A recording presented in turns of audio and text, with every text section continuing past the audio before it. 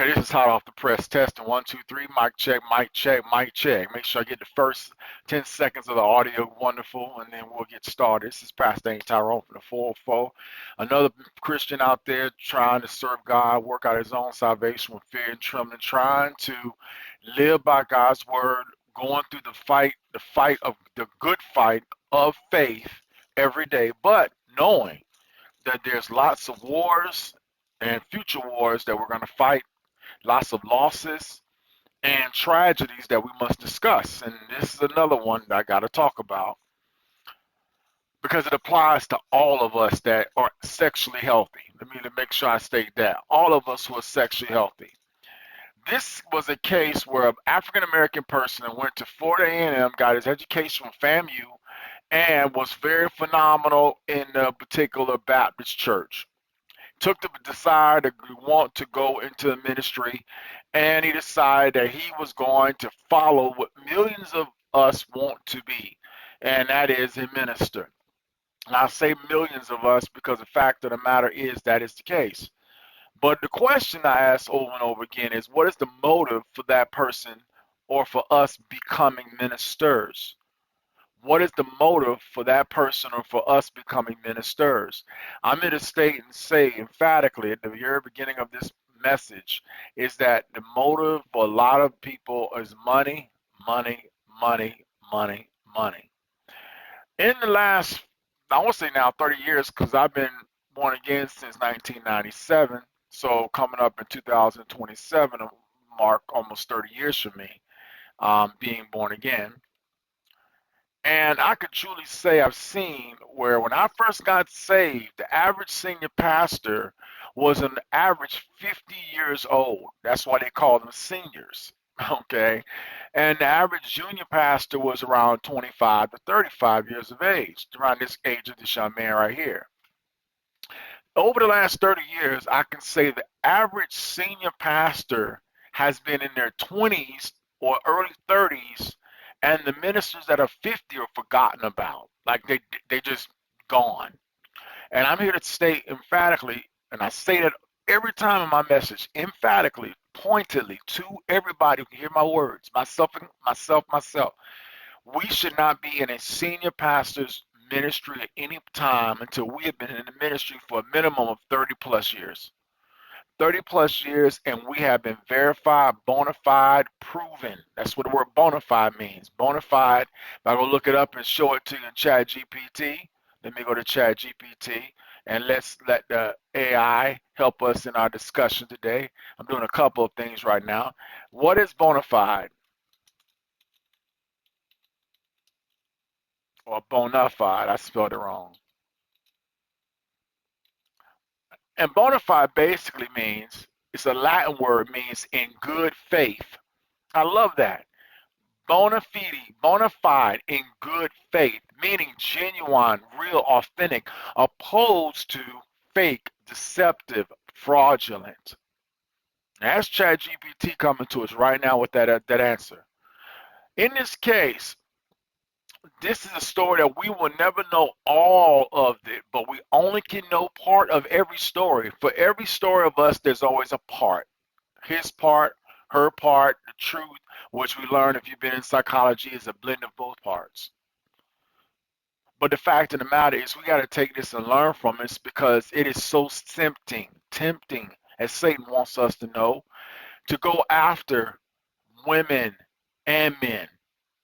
And with the numbers in the African American community, as I've discussed in my blogs, of being such a tragedy, meaning 25% of eligible African American women, which is only about maybe 20 million out of 50, million that are heterosexual, that want to be married, that want to have kids, but can be qualified, bona fide, in good faith, to be able to be selected when the numbers of African American bona fide men are so small.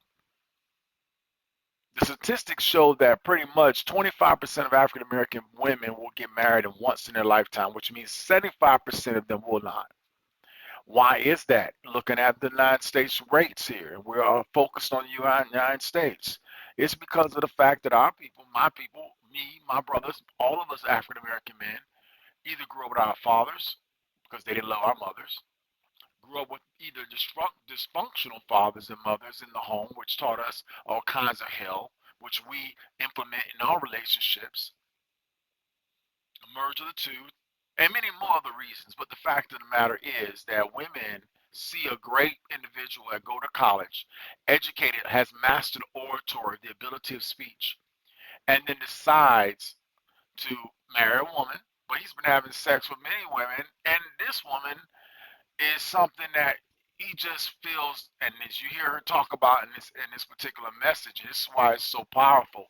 She killed this man 6 years ago, and we've been waiting for this case to come on for 6 years. I remember the day it happened in 2019.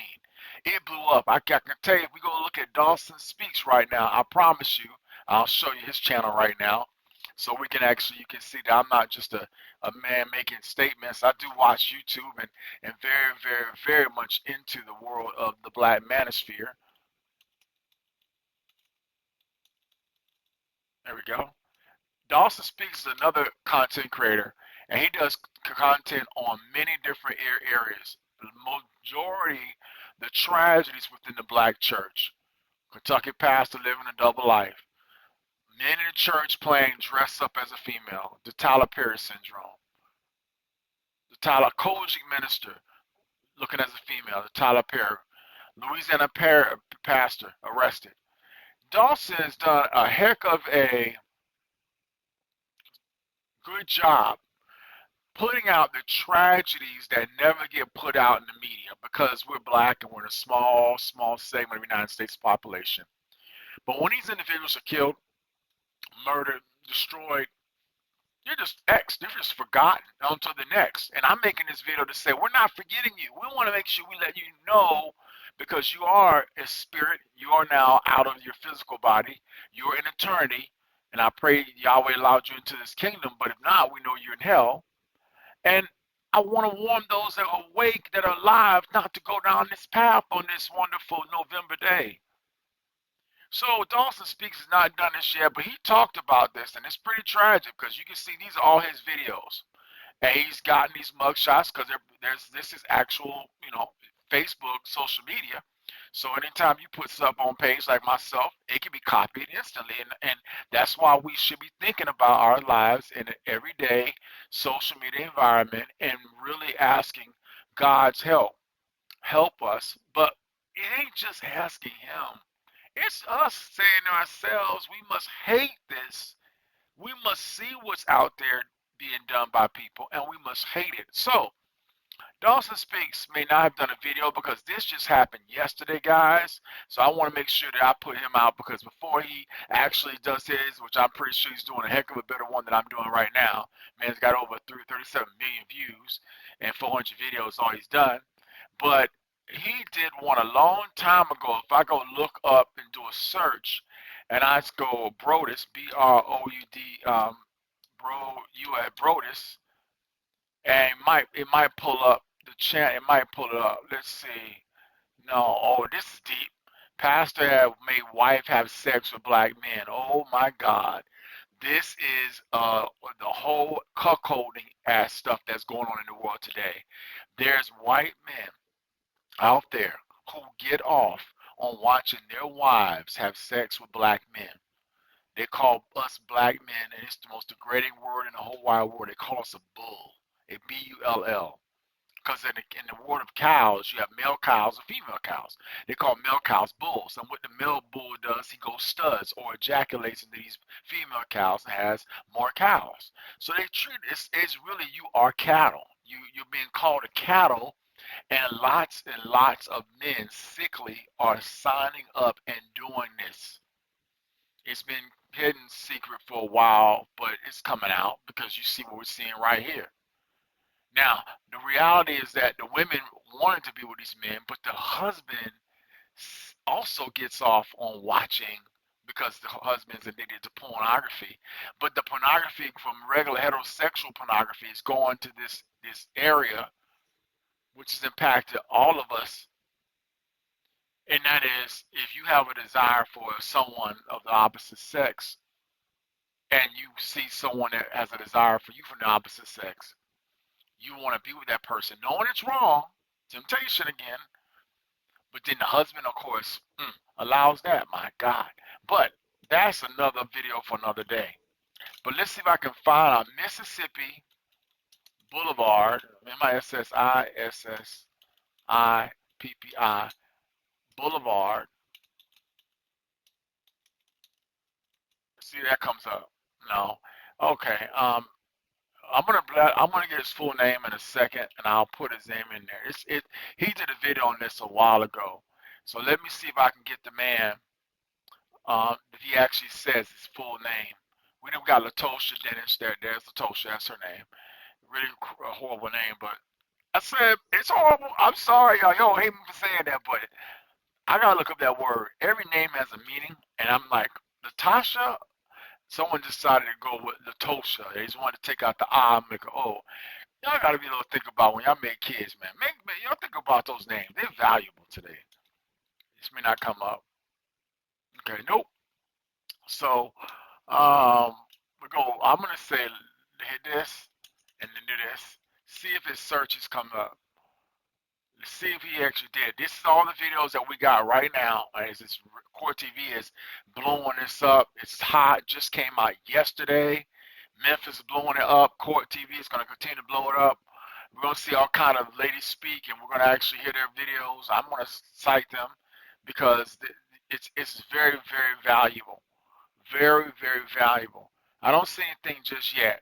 But what I have clicked on, and I'm glad I'm showing all these different videos, gives you the ability to go in and look at these for yourself. Don't just take my opinion. Go study it out for yourself. Go prove it out for you. All right? So now, let me go and let's now click on the one that I just saw this morning. I have a young lady who I have met in the place that I'm currently right now rehabilitating at, who is a victim of brutality, ridiculous physical violence, the same violence that we have all across the United States. Heterosexual violence, male and female, to the point the lady had to be put into a home, finding protection, finding safety, because she has nothing. And tragically, when a woman has been beaten and beaten and beaten and put down, it destroys their soul, man. And they're looking for a sense of humanity in a so-called believer, a so-called Christian, because so many people in the world you know are going to come at you wrongfully. You know they're going to want to attack you. You know they're going to want to hurt you. The Bible teaches us the devil comes to steal, kill, and destroy, but the Bible also teaches us that he came to give us life and life more abundantly. And then we say as men of the faith, as women of the faith, that we want to serve that son, the son of God, the son of Yah. But then at the same time, we got these areas of weakness and sin, and instead of us just saying, listen, man, I don't want to be in a ministry right now. I can't get over the lustful addictions to sex. I can't get over the wanting the vagina. I can't get over wanting the man's penis. I can't. Okay, that's good. It's better to accept things you can't change and then encourage to change things that you can and wisdom to know the difference. It's better to have a serenity prayer in your life to God and yourself and man and say, hey, I can't. I know my weaknesses. I can't go there. If I have a weakness with women, I will never have a counseling session with another woman alone. It's always two or three other women in that room. Always. And a man too, because I want to make sure everyone can see it, which means that if you come in to talk to me as a minister and you are not afraid of, you want to come at me, you can't come at me when there's other women watching. So if your motives are ulterior, well, my motives are ulterior, they're going to be found out because there's other witnesses. As you're hearing this case, she starts speaking about actual incidents that, of course, she's been prepped.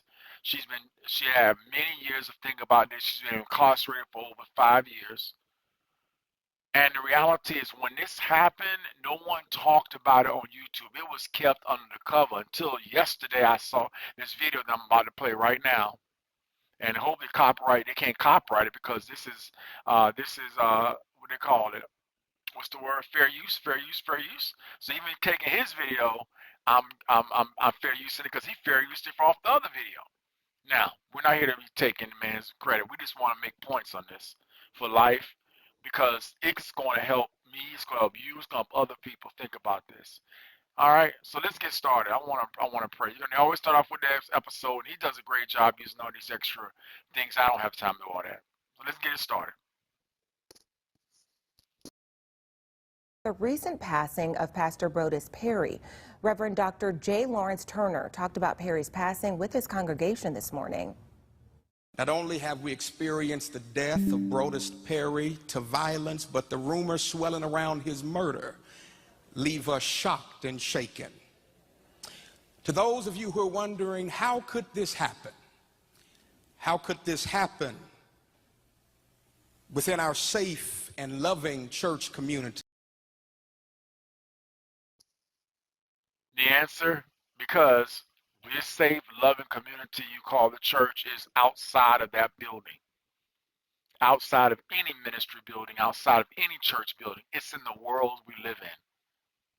This reason it happened is because he made choices, and she made choices, and I make choices, and you make choices, and we make choices to be into affairs or relationships that are not of God, and Satan motivated her to kill that man. It wasn't God that did it, it was Satan, but she followed. Is it right? No. Was it she justified? Yes. But the fact of the matter is, we as ministers got to call out this, and we got to call it out so much because today's church, no one calls this stuff out anymore. Years ago, when I grew up as a young minister, young Christian, that was called out.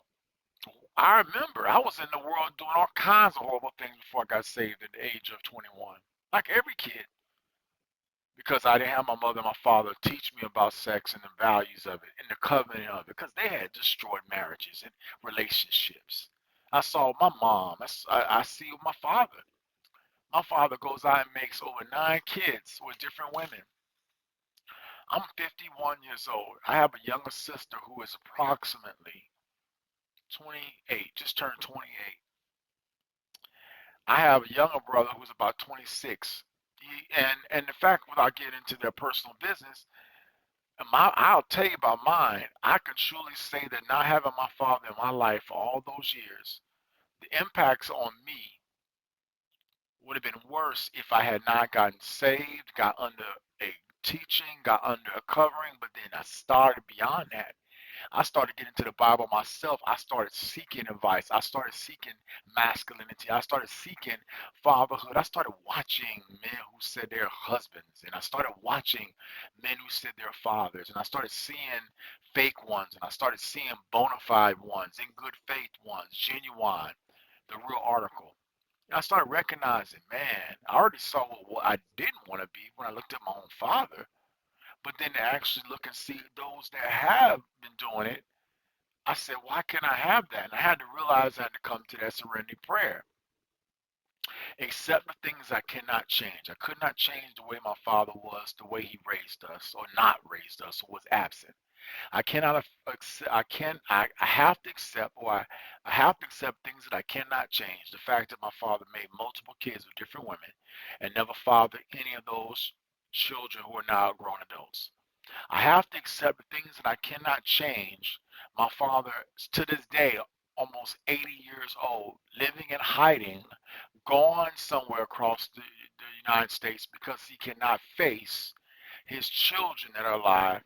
And he says he's a pastor and a man of God, using the church to make his wealth or gain. I have to accept the things that I cannot change. I can't change his actions. You can't change the actions of the people in your life, but you can change your actions and how you respond to what they've done. So we can look at this and we can say, let's change the actions of how we respond to what was done in this scenario. Let's think 4 and 5 steps. I'm not a fan of divorce. I'm not a fan of adultery. I hate divorce, I hate adultery, but it's going to happen. I hate the fact that I hate murder, but it's going to happen.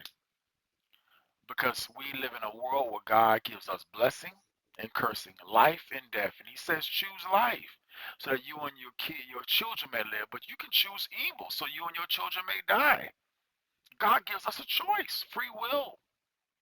But let's look at some of the consequences of what caused this, because this is to me one of the best messages I've ever heard. Why? Because most of the time we hear the story like I just broke down, I just went crazy, and I'm moving, so you may hear some background noise. And I just was like, I was in love, and I love this man, and I'm just in love. And I want to, before I even press play, let's go and look at the comments and look at the tragic comments that come from men and women, and how they'll never take full accountability and admit that this is sad on both ends. Let's go down. And this guy does a good job in his opening. I don't know if he's a minister or not, but he's done an excellent job of setting his timestamps and shout out. He's got over 408,000 subscribers, so he's done a good job. He's called himself the family. Good job. Notice the statement he penned about 18 hours ago. She's married to, guilty or what? What's the verdict? That's the only thing this person cared about. And of course, the guy likes that. Now, this case may be over. I haven't even gone online to look at the outcome just yet. Since it's a case that was done yesterday in Memphis, Tennessee, the name of the church is Mississippi Boulevard Baptist Church, but it's in Memphis, I believe. It's in Memphis. Let me double check. They not, yeah, Collierville, Tennessee. No, it's in Tennessee. So it's outside of Memphis. Collierville is a suburb of Memphis. All right. All right. He said he's cheating pastor and she's anger management counselor. I think everyone was doing the wrong job. That's all this person want to say. Next one. That's why therapists need a therapist. That's why therapists need a therapist. What do you think about that statement?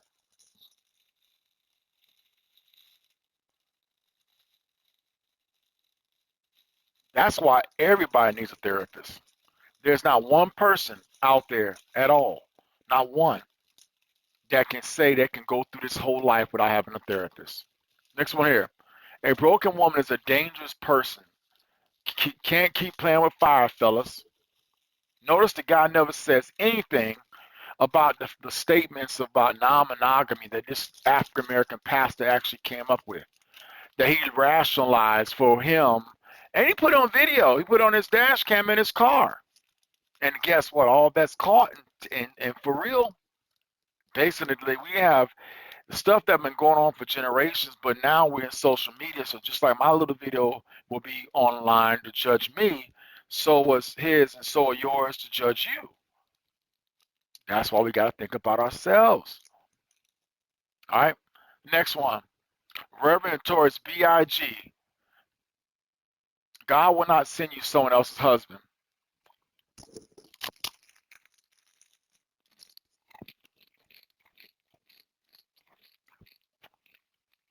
All right. See how stupid that is?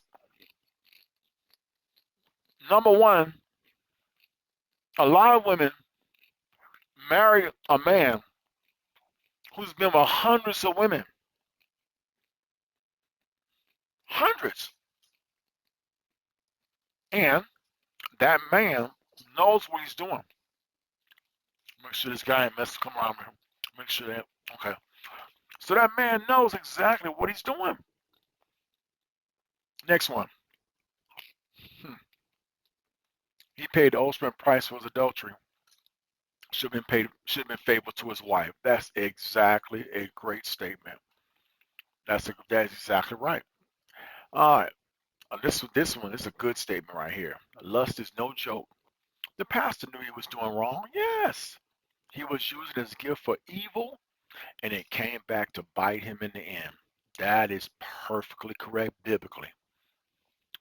He knew what he was doing, as you see from the video. All right.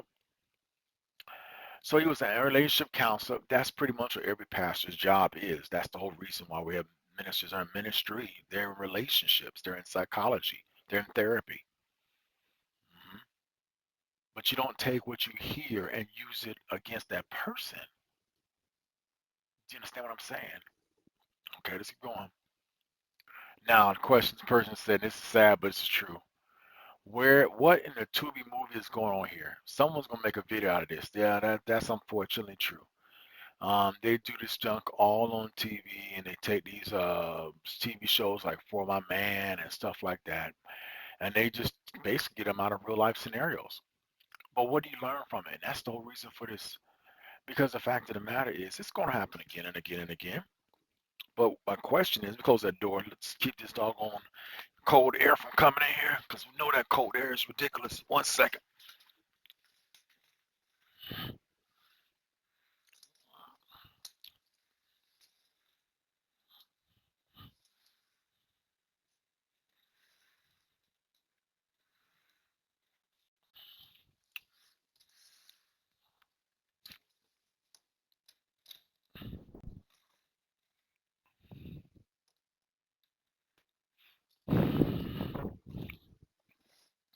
Sorry for the noise. I had to lock the door.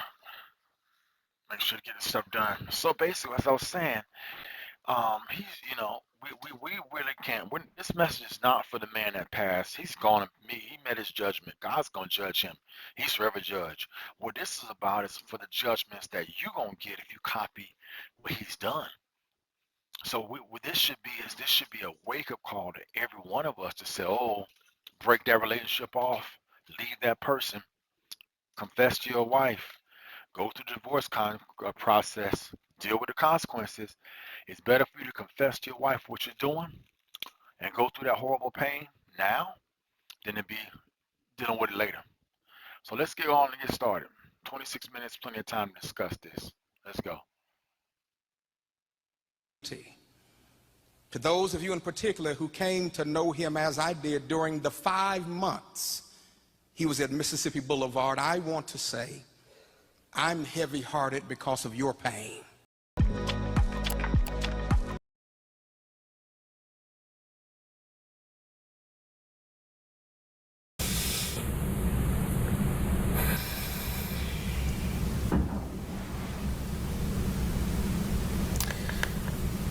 As I was performing oral sex on him, he began to thrust himself inside my mouth really hard.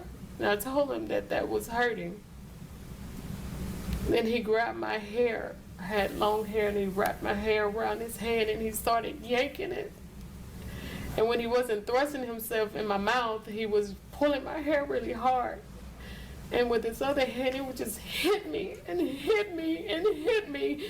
And I was like, it's hurting. And he was like, you better not bite me. You better not bite me.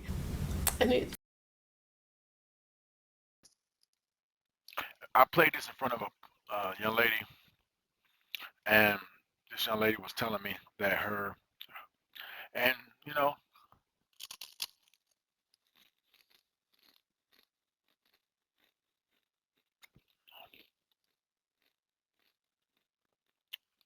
most of the time, women who have sex with men like this, the man is the one who initiated that type of sex. So what ends up happening is that woman, because she wants to please her man, she will say, okay, I guess that's the way we have sex. So this guy, of course, because he's watched pornography, has seen all kind of horrific sex acts that degrade a woman. So his mindset of love making is to degrade a woman by making her and hitting her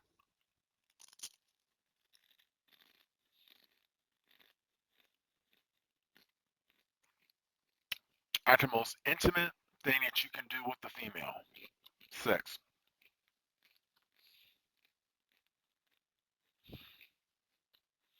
As you watch her physical body language, and believe me, body language specialists like me, we watch everything. She's telling the truth. It's not a lie. Now, there's an unfortunate point where a woman hasn't broken so much because she's been used and abused by so many different men that she becomes actually addicted to this. And so her mindset is, well, anytime I'm with a man, I gotta be beaten, I gotta be forced, I gotta basically be raped, I gotta be choked. That's why we have a lot of these women today that are into this whole choking while having sex because they think they're gonna have an orgasm.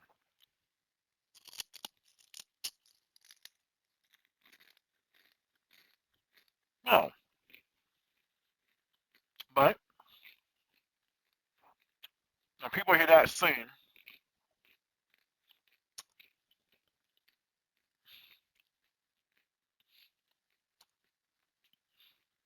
do you think that caused her to kill him? No.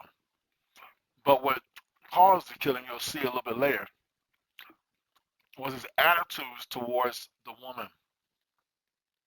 And I'm telling you, there's lots of men who do this toward women. Most of the time, the woman is quiet. She's not going to ever fight back. If anything, she'll just accept it. Yeah.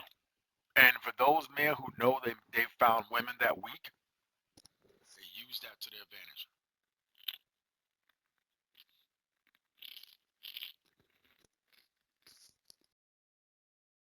Said, I think our time is up.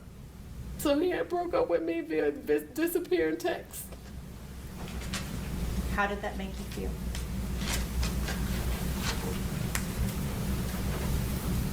Wrapped my hair around his hand and he started yanking it.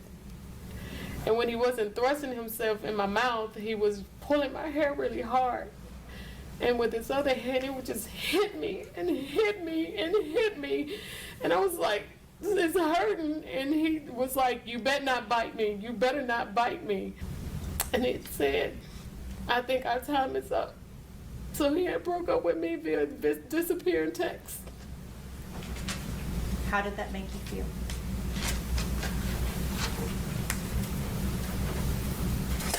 I felt so used and worthless, and I just felt like trash. Like, who does that to somebody who they say that they love?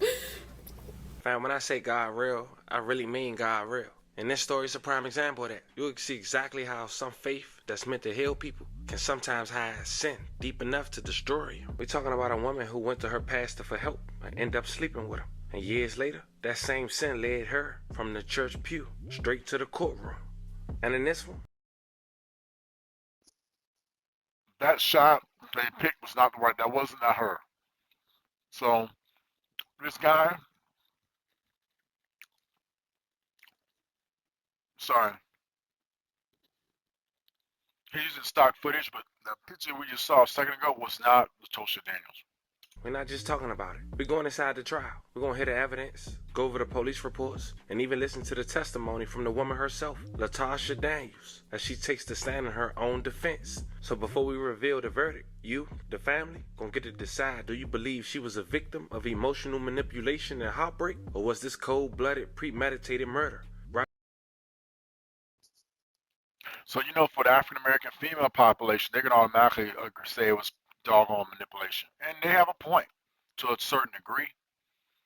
But African American male population, they're gonna say, no, this was just murder. I ain't doing wrong, and that's the delusion on the other side as well. Both did wrong, and both are wrong. He's wrong for what he did, and she's wrong for murder. Both can be right, and both can be wrong. The tragic part about this is that we as ministers, if we're not even talking about this in singles ministry, how do you expect to have marriages even get beyond 5 years in marriage? Because 90% of the time, women get pregnant outside of marriage anyway. And they want to get a baby, and they'll get one. Shoot, they'll get their grandma, they'll get their mama to raise the kid. And so what ends up happening? They say, well, I want a second chance. I want to find me a man that's going to love me. I remember when I was in my first got saved at 21 years old at the church, I saw it, but I wasn't even fully aware because I was a young kid myself.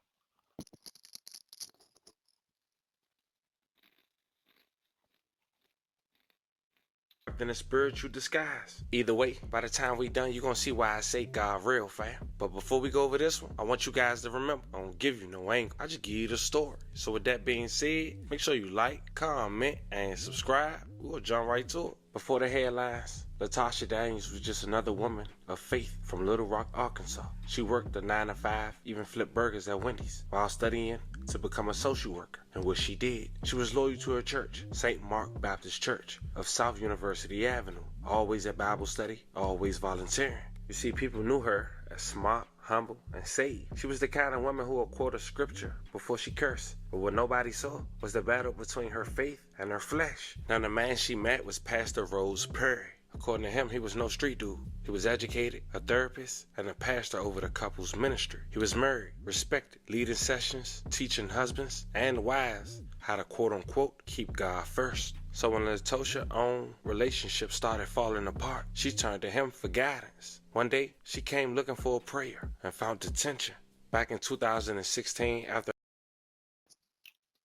Sorry about the typos, but the what called closed captions. It says that she came looking for fair prayer and found attention. It's not detention, but attention. All right. having a fallout with her husband, she decided to attend a counseling session with the pastor. She opened up, told him about the infidelity in her marriage, the loneliness and confusion, and instead of keeping it spiritual, he crossed that line. But you'll later hear from this woman on the stand.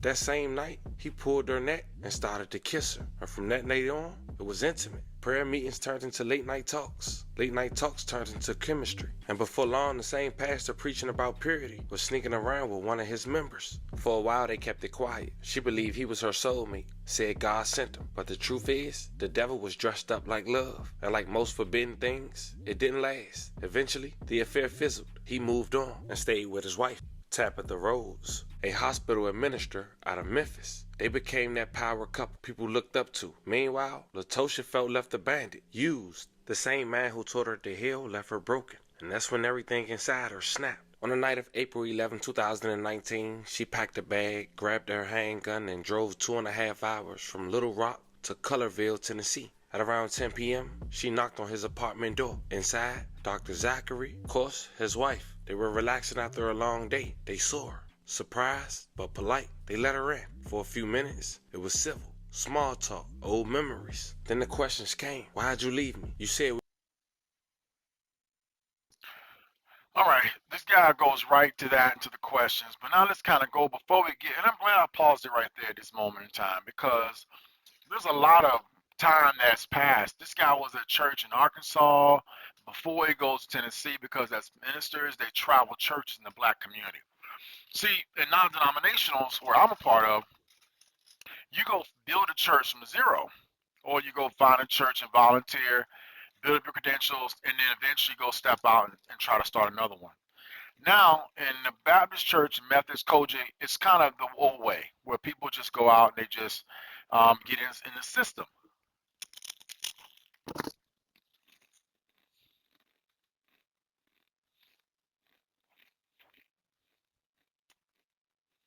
I like his statements and his updates and what he said, but they're skipping a whole lot. Why? And the sorry commercial's gonna come in. I'll mute him. They're skipping a whole lot, and we can jump in and find a screenshot to stop on, and we'll come back. We're skipping a whole lot, and this is a court case that you want to watch the whole thing on court TV, but it's the trial only. Okay. Now,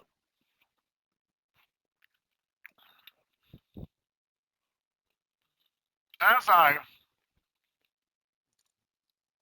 let you focus on her face, ask you these questions. How many women do you think are in the church today compared to men?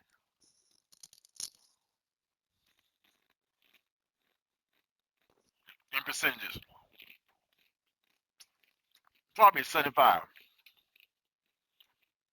Out of those 75% of women that are in the church, what do you think is the percentage of them who are married?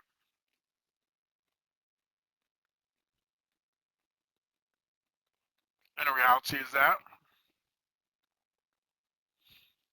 is also not a problem.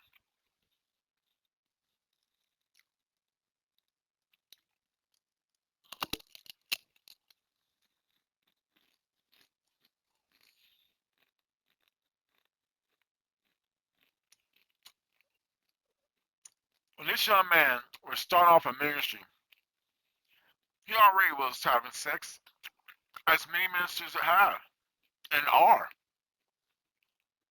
But what got him, and gets millions of us,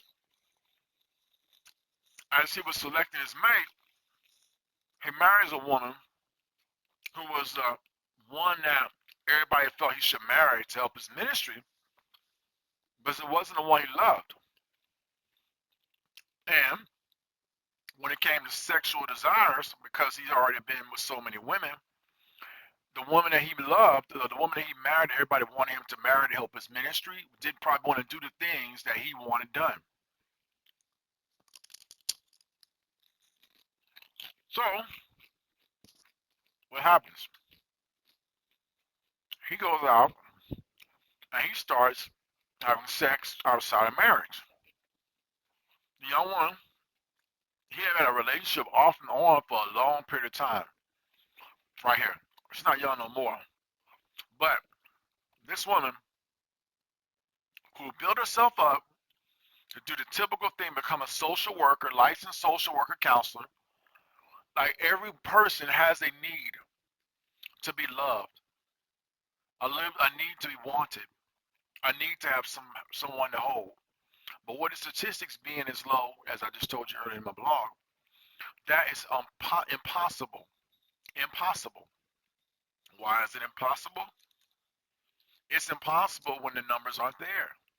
When many men are in the street and the women don't want a street dude because they know the consequences go in that direction, and the men who go to college get educated are so small and they're going to get selected quick. And as we already learned in the game, if I know I'm selectable and I know I got 17 other women that want me, let me go off all 17 and pick the best one out of 17. But that's hearts that we're impacting forever. And that woman, out of 15 of those 17 women you've been with, they may let you go and say, "Bye, okay, cool. All right, it was what it was. I'm done." But then 2 out of those 17, they love you and they still love you and they'll drop everything for you in a heartbeat. All you gotta do is say come and they come. And this 1 out of 17 might go all the way to the end and will just go berserk. And this is that 1 out of 17. In Atlanta, we have a 1 to 17 ratio of black men to black women. And unfortunately, now with homosexuality, women are saying, "Listen, man, I just become a man and fake it and get a fake penis and be the man because I know I'm never going to get a man. So let me just be a man and be with a woman." I know Satan is powerful. But what's interesting about this was she was a licensed counselor, and that's what makes this very powerful. This ain't the everyday uneducated woman making a bad choice. What you expect that to be known. You know, uneducated high school graduate dropout, of course. But a PhD or a master's degree educated woman doing this? No, no, no, no.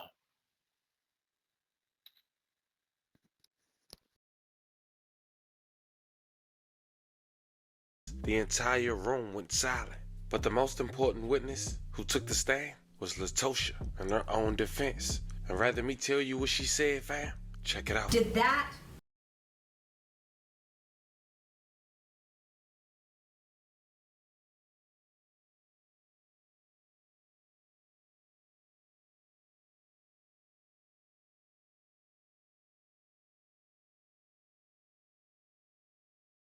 I want to talk to you about your second marriage, okay? That was to Brian.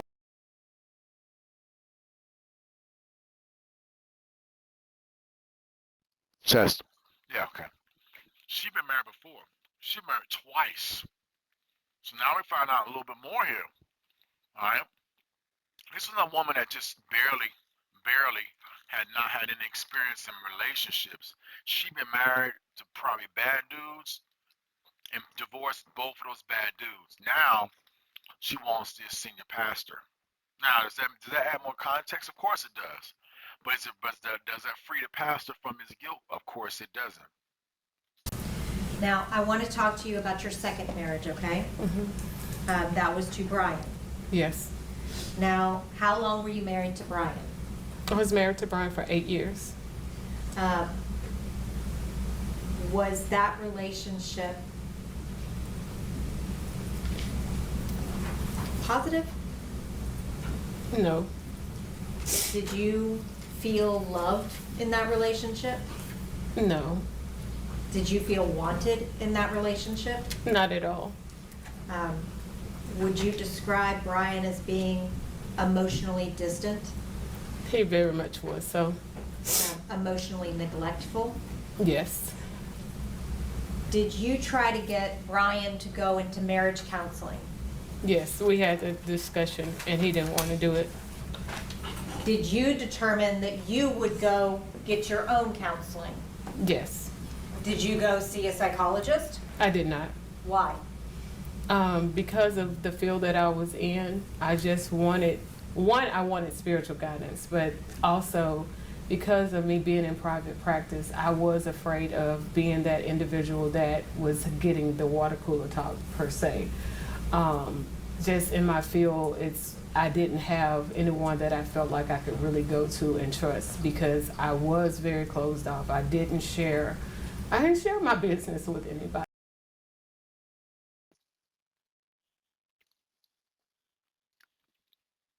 What do you think about that, guys? You get up and I retire, and you're so intelligent, so educated, and we can't share our business with anybody. That's a big problem for all of us. We may have to pay someone educated like us, licensed, credentialed, if you can't find someone to talk about your personal business. Because if she shared her business, she would be not in that seat right there going to prison. Because she was found guilty, of course. We're talking Tennessee. And Tennessee, they're gonna make sure they convict you though. This ain't a Democratic state, that's a Republican state. Alright? So let's keep going. And so going through that and being in private practice, I didn't want to take what was my income because I needed to be able to take care of the things in my life. So I did not, but I did know that spiritually I wanted some direction.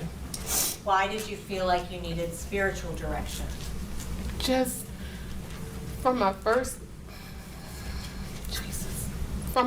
marriage, when I went to my dad and told him that I was getting a divorce, the one thing he said to me that just resonated with me was that he said he would have gotten an attorney.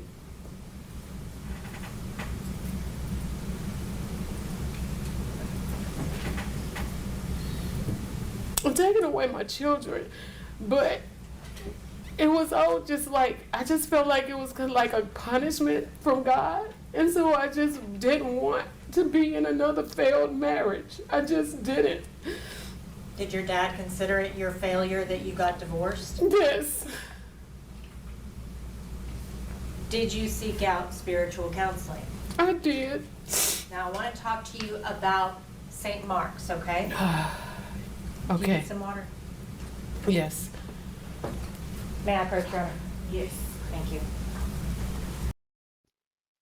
So now we get a little more context, and this really gets even real for all my young folks out there. I got young people right now who are in their 20s, just ready to make a decision to have a child with somebody or think they're going to make that person that they're having a kid with marry them.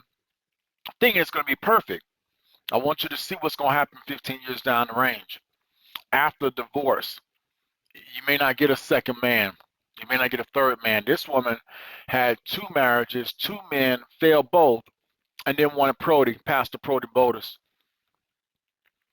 Then got so pissed off that she took the violence and the anger that she should have taken out on the men that she got married to and divorced, and the children that she had with those men, and wanted to take this man out because of his power, prestige, but also he was wrong because he knew her stories. He was in the counseling sessions.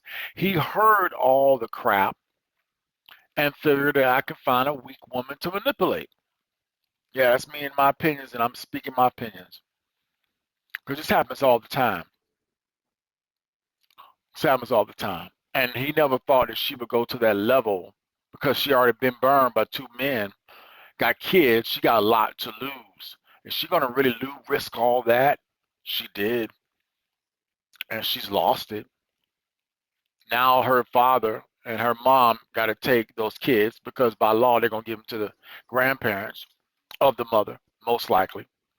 Or it could be the exes might take them too because they got rights as well. Time to go get my broom. Gotta get my broom and sweep. 1 second. So my point is, as it relates to what's going on, it's sad, but it's the reality. And I just want to make sure we think about this from all different angles.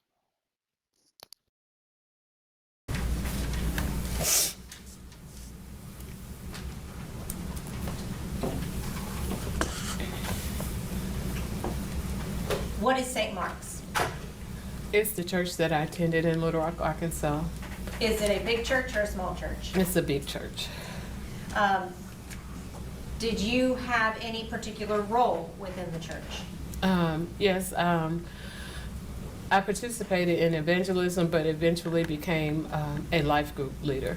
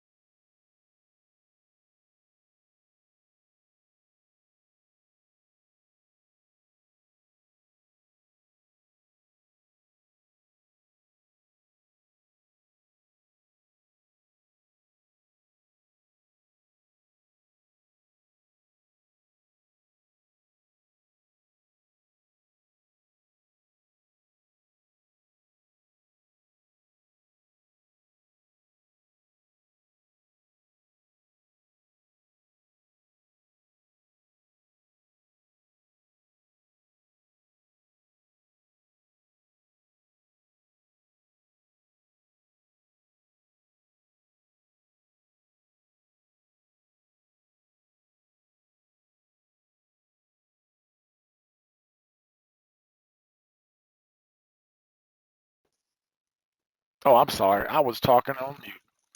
I was saying Satan will find a way, and I apologize for that. I'm gonna make sure I keep the mic on. So if you hear background noise, I'm moving because sometimes I forget that I pressed the mic mute and that little 1 minute of nothing you just heard was me talking, and that's why. I was saying that based upon what she said about volunteering, I said that in the church today, we have what we call cell groups, touch groups, singles groups, just groups. And for those that are devout, that really is serious about learning the word, instead of the pastors saying, what I want you to do over the next 5 years is I want you to study the word of God. I want you to get the Amplified Bible. I want you to read it. I want you to read it. So I want you to give me book reports every month on each book of the Bible. There's 61 books in the Christian New Testament Bible. I want a report. I want you to give me exegesis. I want hermeneutics. I want all that. Basically, put that volunteer through a Bible school, personal Bible school, lifelong discipleship course. But what ends up happening is they don't do that. So that individual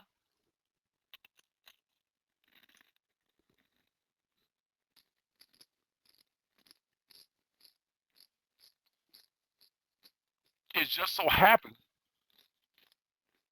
to be born again, to be in the church. I was that dude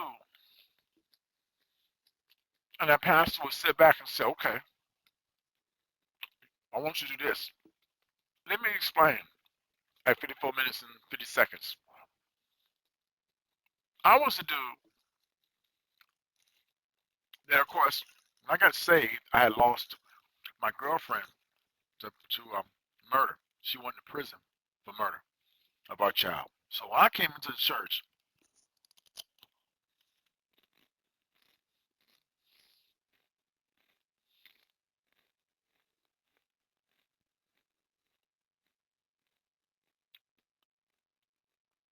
I was totally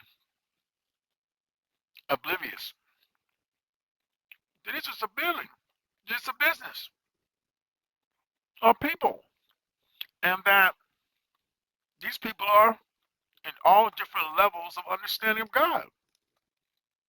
And you gotta have a life. You gotta be able to do things. And the biggest thing as a Christian, new Christian, is to know God's word. But the discipleship that the church I was at had was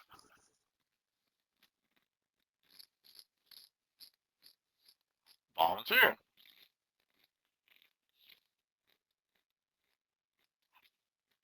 This is the reason why men don't go to church no more.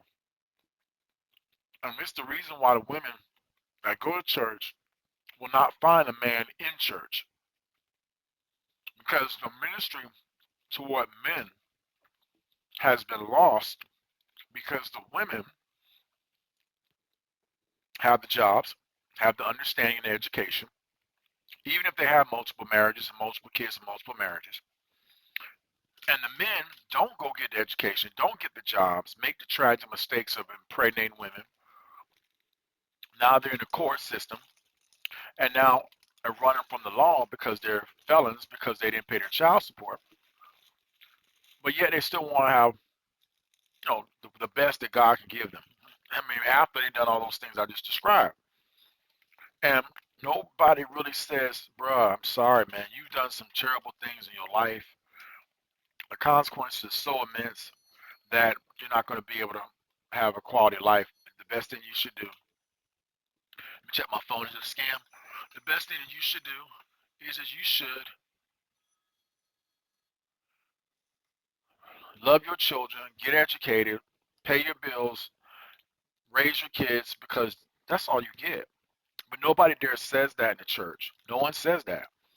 So what ends up happening is that man, if he's got a gift or a talent, say he can sing, say he can rap, dance, say he looks good, oh, it'll get used. But the fact of the matter is, if he's a person that has 2 or 3 kids out of wedlock from other women, the pastors can't really force that guy to go out and be responsible for his kids.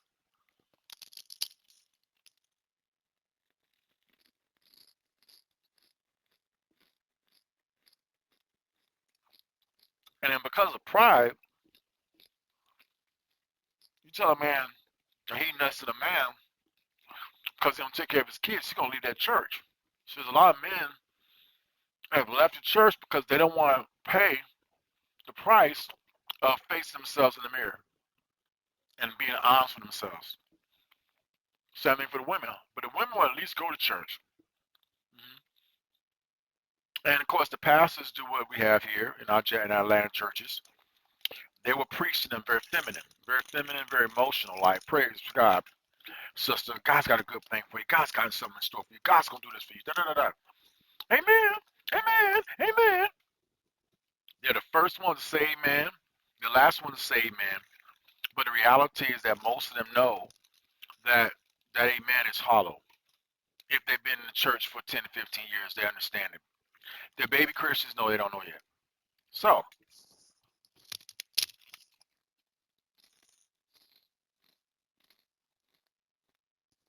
How were you selected to become a life group leader? These 100% grass. sorry about that.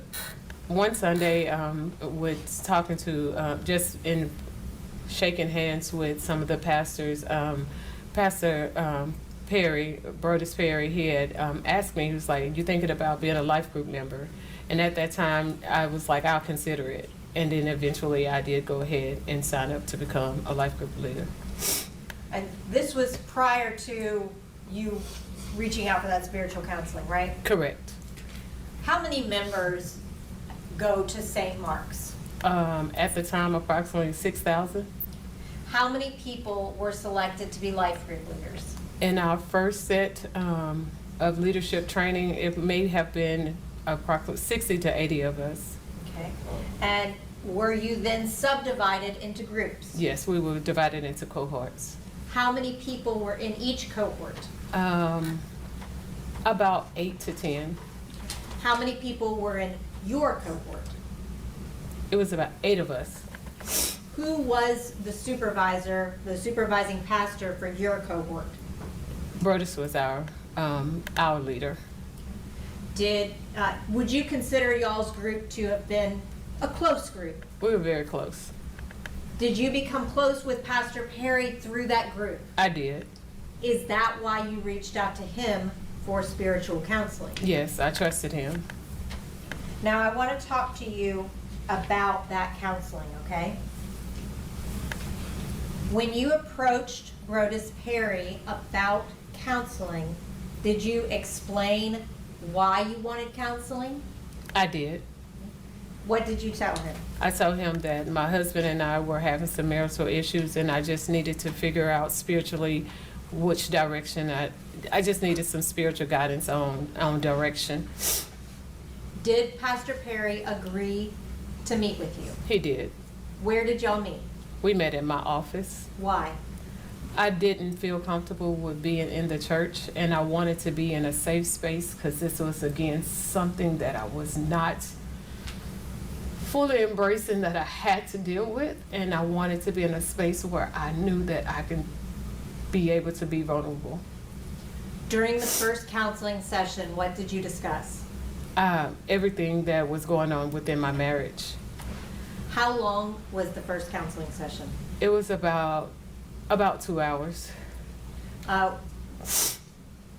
Were you emotional during that process? Yes, Were you open? I was. Did you tell him very personal, private things? I did. How long, well, at the end of that session, did you determine at that time that you were going to ask for a second session? Yes. How long until you had a second session?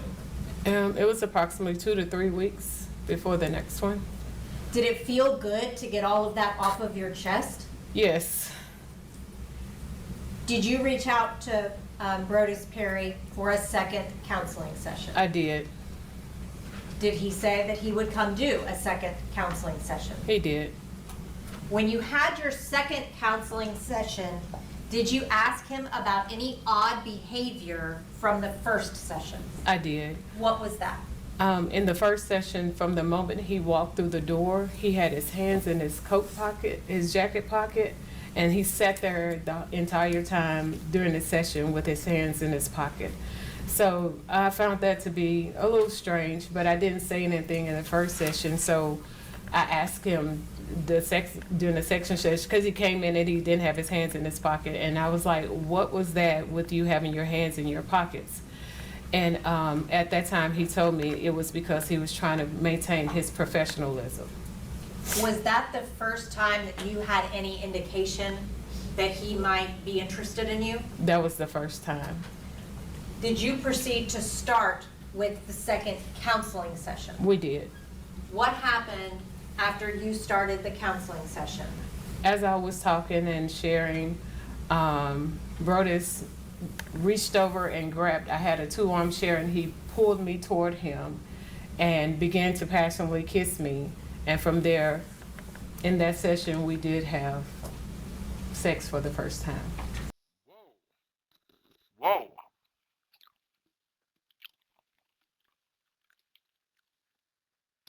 Whoa. Now, we don't know if this is true because there's no video footage of this, but she's saying that the second session, he went right after her and basically tried to kiss her, and did kiss her, and had sex with her in her office at the second session. Would that Could that be true? Yes. Yes. I believe it can again be true. I think it most certainly can be true. Because that guy was desirable by probably hundreds of women at that church of 6,000 people. Okay? The question we have to ask is this. Why, if he did this, and I have to say allegedly because he's gone, if he did this, why? And there's lots of reasons. Messed up marriage, etc., etc., etc. The only thing that will make this worse is if other women come out, and I don't know if any woman's come out just yet because they saw this man's character, but I wouldn't be surprised. Were you proud of that encounter? In hindsight, no, but at that time, he was giving me everything that I had been missing for a long time. Did you know that he was married? I did. Did you know his wife? I had, at that time, I had seen her at church, but didn't know of her. You got to know her better later? Yes. How did you feel about the fact that Brodes was married? At that time, honestly, I did not think about it. I knew that we both were married, and I was engaged in what he was giving me. Had you had any attention like that in a long time? No, I hadn't. Had In you years. had any emotional attention? Not in years. Physical attention? And this is in every marriage, guys. This is in every marriage, guys. There are periods of time, years, where you may have no physical or emotional attention in a marriage. Years. What do you do? What do you do? Yeah. He knew he was married, and she knew that she was married. She'd been married multiple times, which meant that she's had multiple sex partners. She had kids. Well, that doesn't stop you from the desire to have sex. What are you talking about?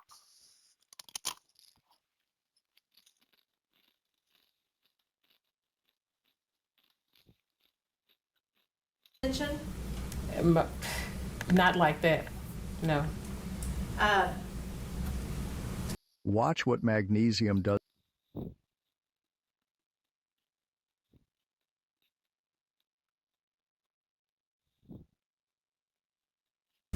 After your counseling sessions, did you end up getting divorced? That was in February, and I did end up getting divorced in December of that year. That's when it was finalized? Yes. And did Pastor Perry encourage you to get divorced? We talked about it, and there were times whenever we would be on trips, he would make mention of, oh, we can't do that until you get a divorce, or we can't do this until you get a divorce. Now, I want to talk to you about your relationship with Brodes Perry, okay? Okay. After y'all had sex, did Brodes give you any particular instructions? Yes. He immediately told me to download a app for us to be able to communicate. That app was called Confide. Tell the jury what the Confide app did. The Confide app, it's whenever you would send a message, and when you read that message, it would disappear. You couldn't screenshot it or anything like that. It would immediately disappear once you took your finger off the screen. Wow. Wow. You what just said? Man, the moment you think you got away, there's another hacker, intelligent nerd, figured out something else. The Confide app. Did Brodes teach you how to use that app? As we continued the app, it was probably maybe a week or two later, he found out that if you had, like, other people had your phone number in your phone and they had that app, then they could see you on it. So he had me to change my name on it and also change the way that I attached it to my account. So I went from having my phone number to coming up with a email address. So I made a new email address to be able to attach it that nobody else had. Wow. Wow. Mm-mm-mm. Just so you can have sex with this woman, this does not sound like a lie. This all sounds true. And he taught you what all you needed to do for that app to do that, Correct. so that it could not be traceable back to you. Correct.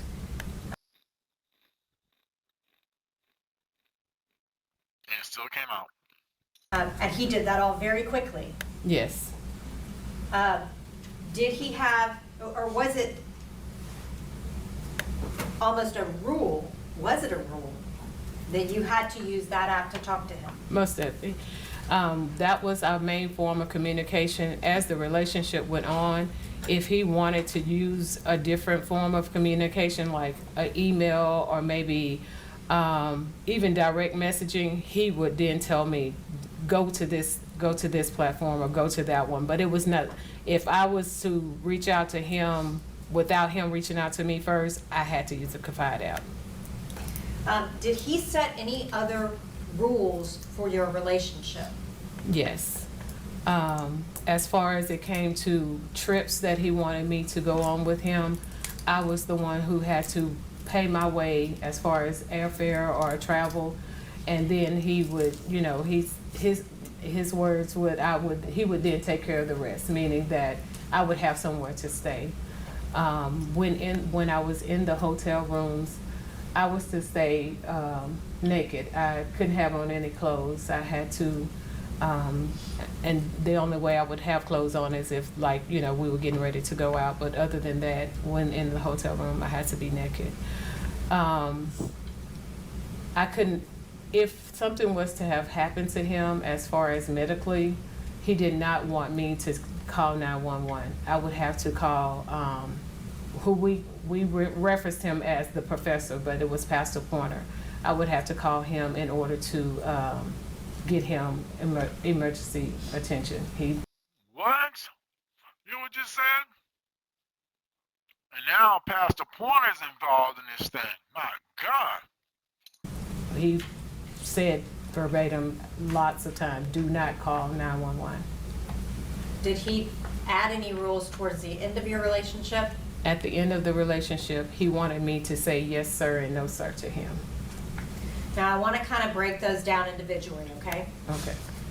You were required to use the Confide app. Yes. I want to talk to you about the travel, okay? What kind of trips did Brodes want you to come on?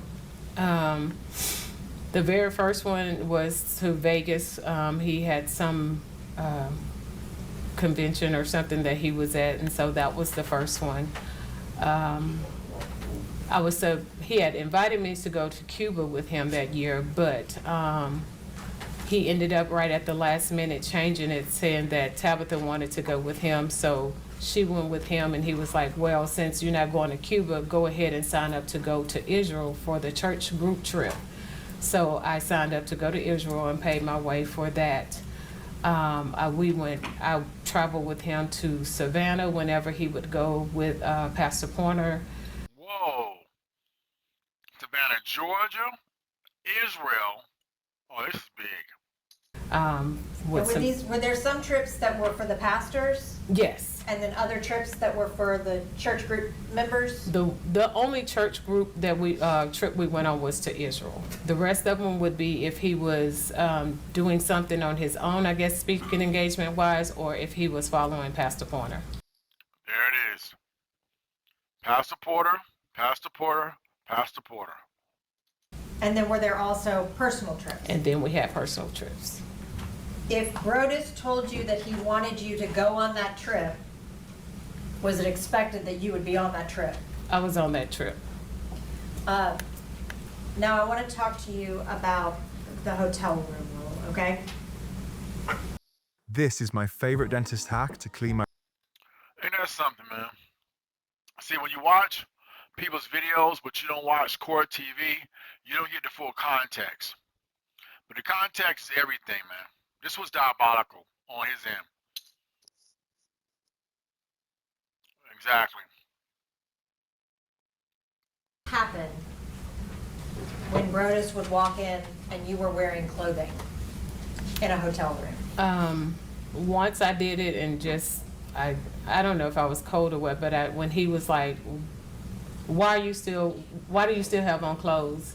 And that happened, he withdrew affection from me. Like he was very cold, didn't want to be intimate until after I got undressed. But even then, it was then like a punishment I had to wait for him to decide that he was going to then give affection.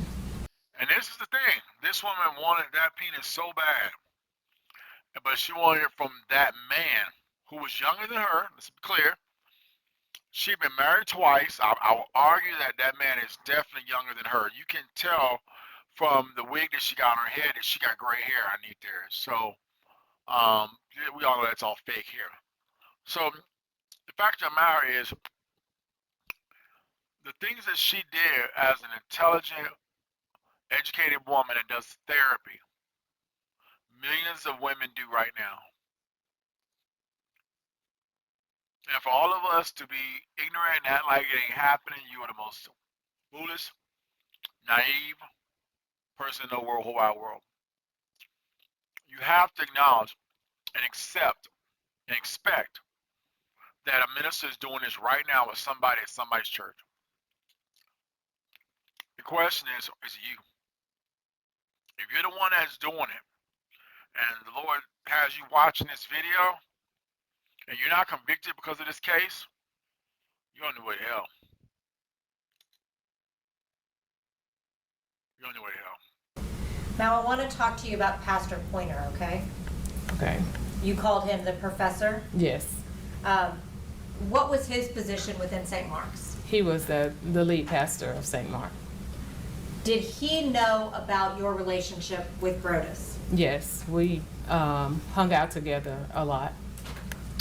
Do you know, is that why Pastor Pointer was supposed to be his medical emergency contact? Correct. Now I want to talk to you about the beginning of your relationship with Brodes, okay? Mm-hmm. How would you describe y'all's relationship at the beginning? At the beginning, it was, I'm gonna have to say, amazing. I felt beautiful. He showed me so much attention. We did all kind of things together. It was, I mean, like, even we gelled intellectually. It was a great relationship. You heard what you said? We gelled intellectually.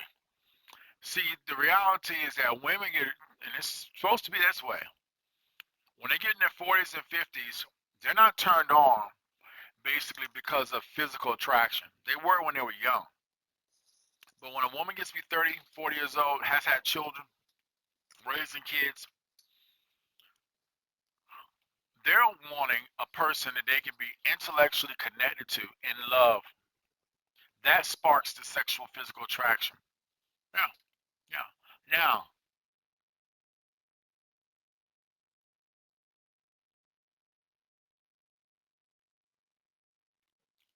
if a person has been blessed, and there's a lot of people out there, and this is black and white, that they have a husband that is giving them everything that they can ever desire financially, providing wise, but they can't perform sexually. This is where the crap I was telling you earlier in the video happens, where women will literally say, I want to have sex with just a male who can give me orgasms, but I don't want nothing else. And so what ends up happening is that that person will start just having sex with random strangers, as long as they're not HIV positive, no STDs.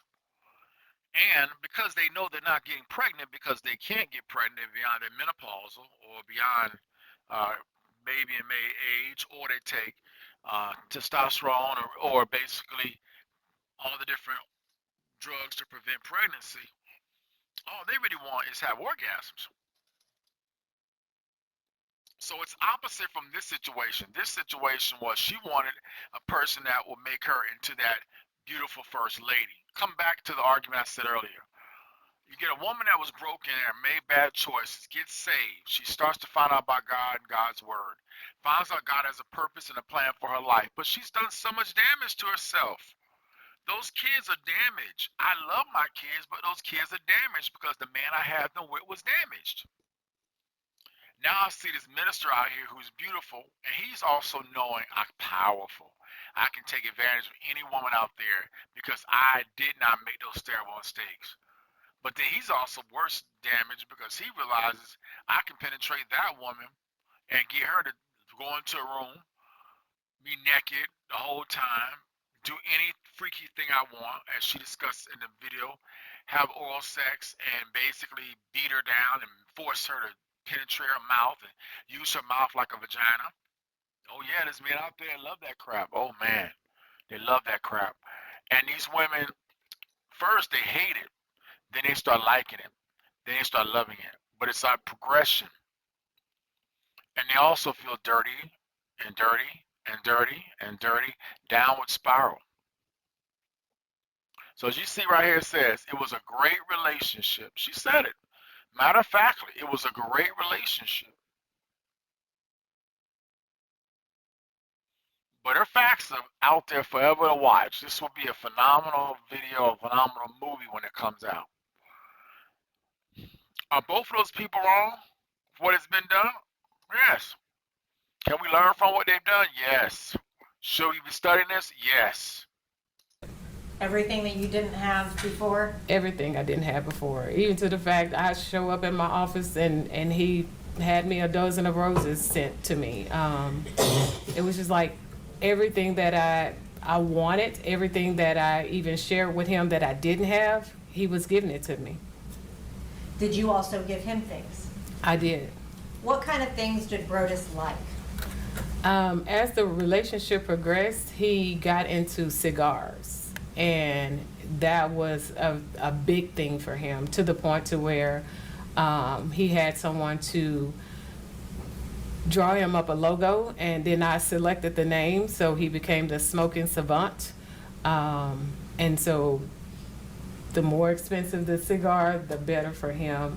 Then it went from cigars to bourbon, and he had to have the best of the bourbons. Did you buy him the best of the bourbons? Yes, I did. Did you buy him the best of cigars? I did. Did you buy him other things? He wanted this Toomey briefcase for work. I think it was like $400. I got him that. He was working out, and so he needed more workout clothes, and so I purchased him like $400 worth of gear in Nike gear. There was a time when he wanted to redo his closet and get some things organized, and I bought all the organization things to make sure that whatever he needed, I did it so that he could be good. Did he also expect you to do that? It got to a point to where it did become an expectation. I'm about to reveal a snoring fix.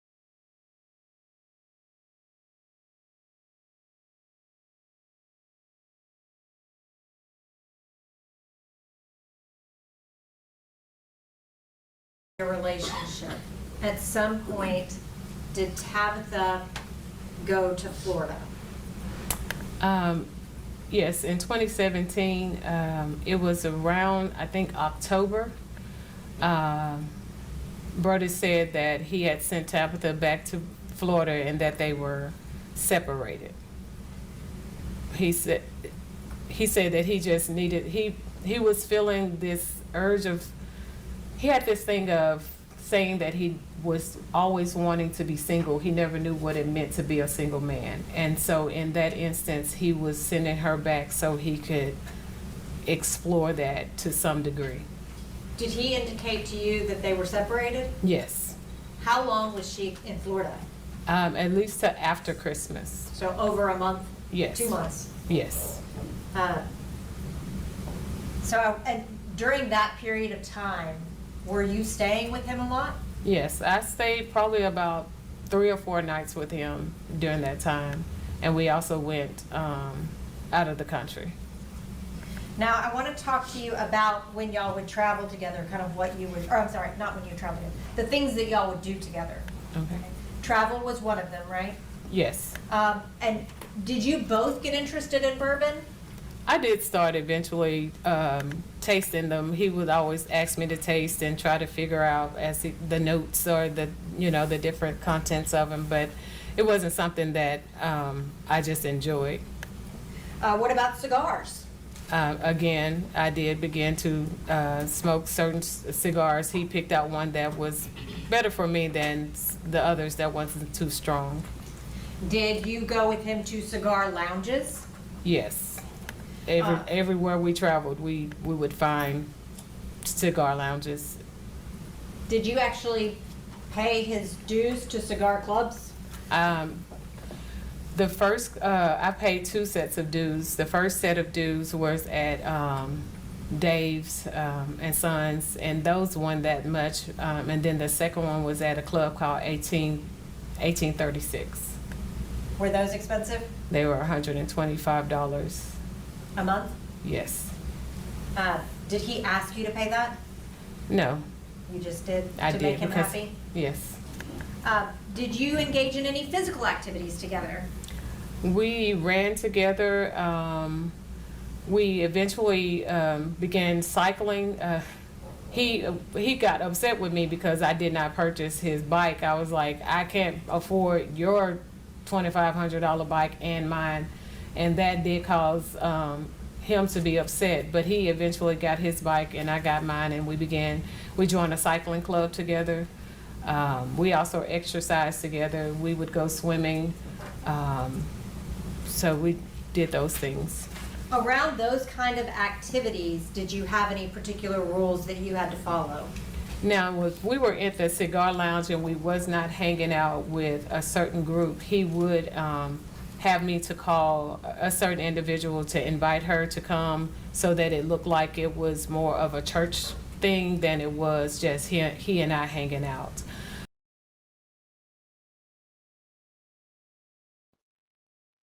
Let me ask you a question. Do you think that church people should go to a cigar club and hang out smoking cigars? At a Baptist church, Methodist church, Episcopal church, Presbyterian church, Lutheran church, Kojic church, non-denominational church. Do you think that ministers of the cloth should be smoking cigars, hanging out at a cigar lounge,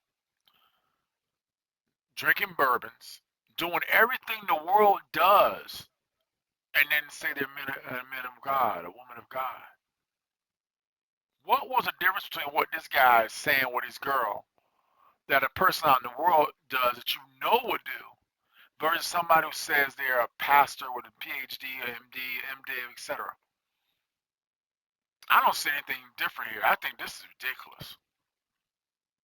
This is totally what the problem was in the black churches today that I have talked about and I will continue to talk about. This is why I totally am against a lot of the churches today. And I realize I can go to church tomorrow and that's a part of it. Now I'm a part of a fraternity, and we know that we have lots of drinking and bourbons and liquors and all kind of stuff. And we know the consequences of that. But if you're a man of the cloth, a woman of the cloth, you set at a higher level than that. You can't do those things. Well, and say that you're a person of the cloth.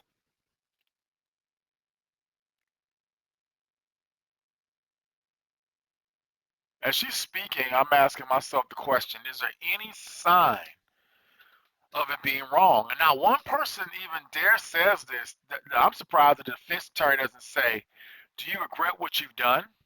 Let's see if that question ever comes up in this. And that was just kind of the case even with the running. It was going to always be somebody from the church, even though they didn't know they were a third party. It was the way of being able for us to still be together, but it not look like it was just us together. It would always be someone from the church. And who made that rule to have somebody else always there? That was him. I want to talk to you now about ethical non-monogamy, okay? Yes. Did Brodes talk to you about ethical non-monogamy? Yes. Was this a lifestyle that he was interested in? Yes. Can you tell the jury what Brodes told you about ethical non-monogamy? What is it? It is where individuals are able to have multiple relationships, but everyone in the relationship must consent. nothing but polygamy. Ethical non-monogamy is nothing but Lutheran, Mormon polygamy. Sister, brother wives, sister wives on TLC. It's ridiculous that the church is even going to even think this. Ethical non, but if you think about it, it goes right back to what I said in another video. Europeans have been doing this for generations, but they're living in sin. They're not, they know they're living in sin. They know they're doing wrong. They expect to go to hell, but not those that say they live in the church. Let me explain and put this in a. Did Brodes tell you that he? Good message. Let's look at the actual concept. We're talking about bona fide, right? In good faith. So let's ask in the same chat. We're gonna be in the same form, same flow. What?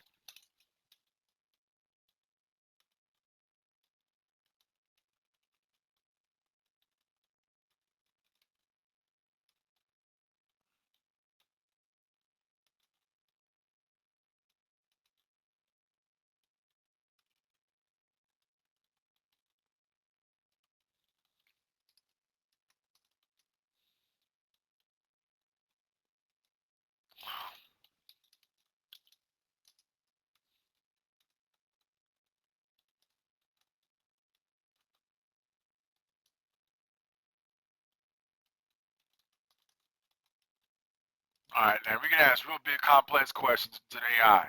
Here we go. And I gotta make sure I put in parentheses, but the AI is gonna automatically understand what I'm saying. And they're gonna connect the dots between bona fide and good faith to this. Here we go. Long tangled past. All right. A situation where a man's wife or girlfriend has relations with someone else with the man's knowledge or consent. A man who is unfaithful to his wife without his knowledge is normally called adultery. In modern times, particularly in the psychology and sociology, it describes consensual sexual dynamic or fetish, where a person, often the male partner, gets psychological and sexual arousal from their partner being intimate with another person.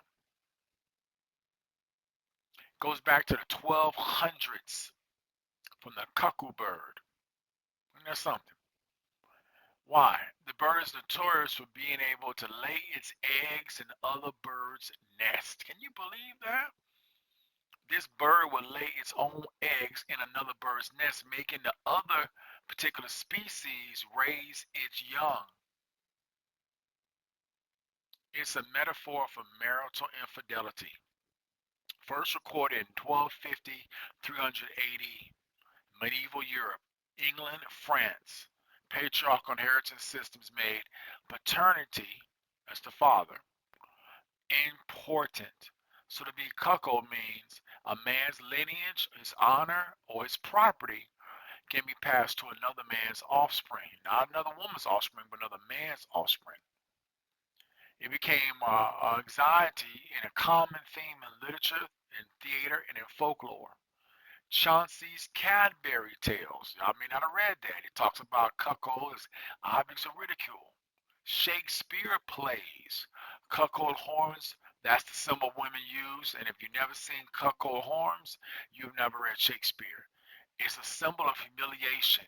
Horns of a cuckold became a visual joke. It's the same symbol that the University of Texas throws out. It's similar to my fraternity, but we turn our hands sideways versus straight up in the air.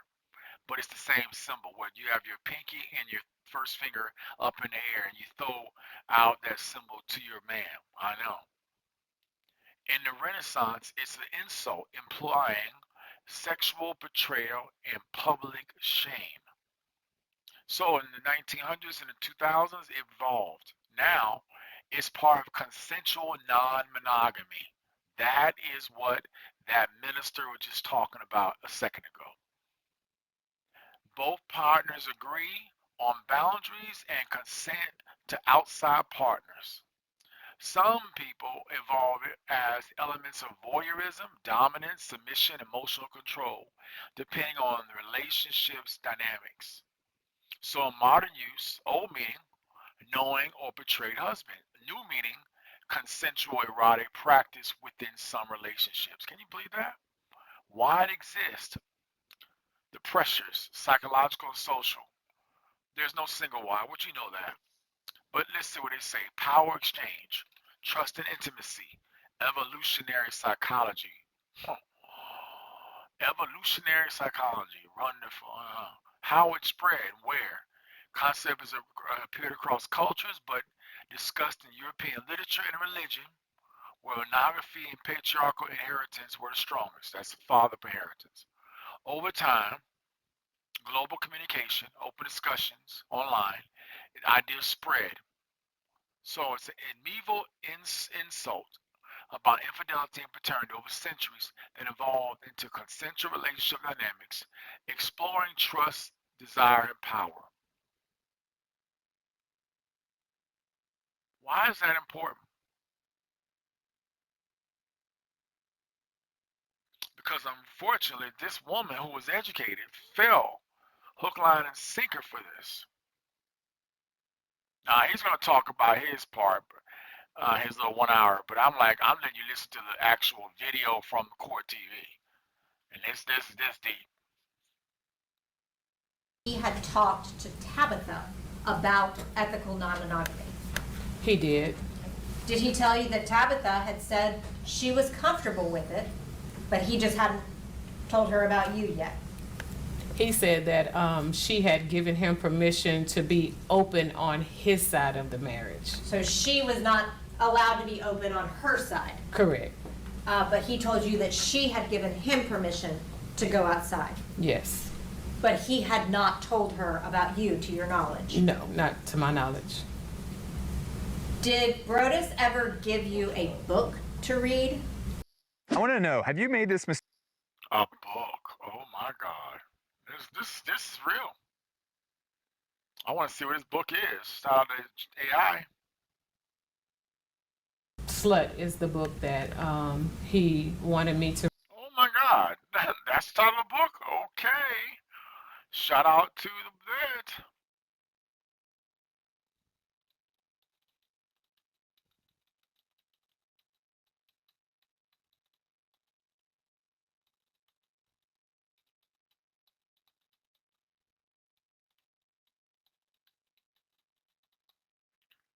Now, y'all say, why am I actually reading this? Because, man, this is everybody, single or married, deals with this. If you are in a relationship, a heterosexual, I only talk about heterosexual relationships. Here we go.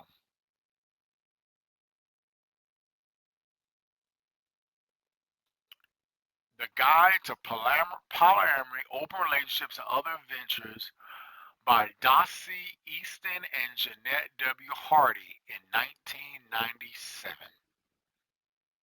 Ain't that something? Sex positive, consensual, non-monogamy. Adults can have multiple loving sexual relationships honestly, ethically, and without shame. Are you serious? Now, I got to go and I post this on my page. Why? Because this is right off the chest. This is particularly in my world. We can't just talk about one thing and think that this is something that we are not going to be judged by. So I'm doing this to save my life and maybe the lives of other folks.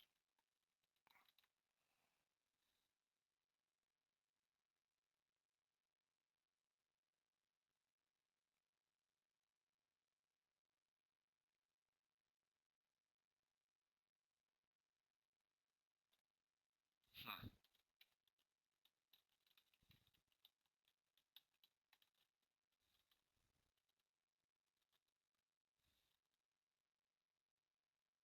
I got monog.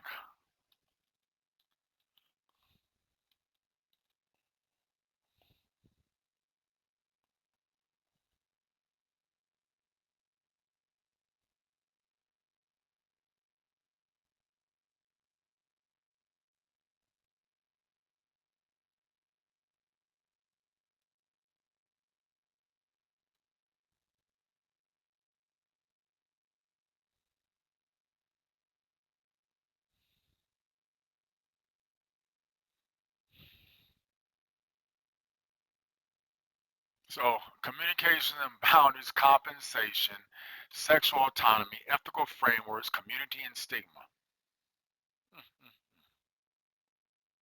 Lord, Lord, Lord.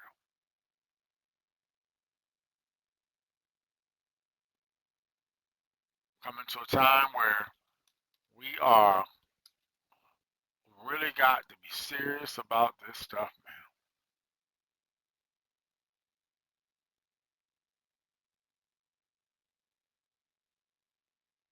And that picture that guy showed is not her right there.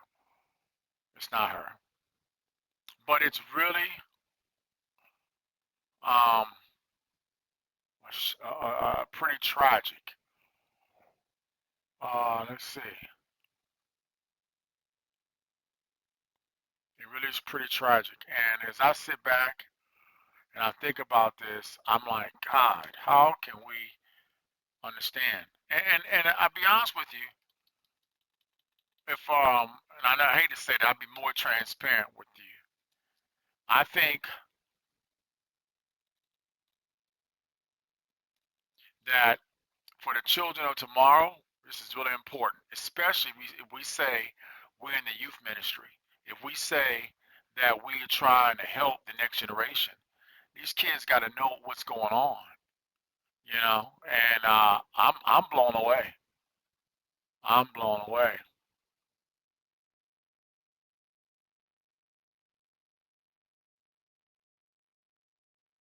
Lord, I am blown away.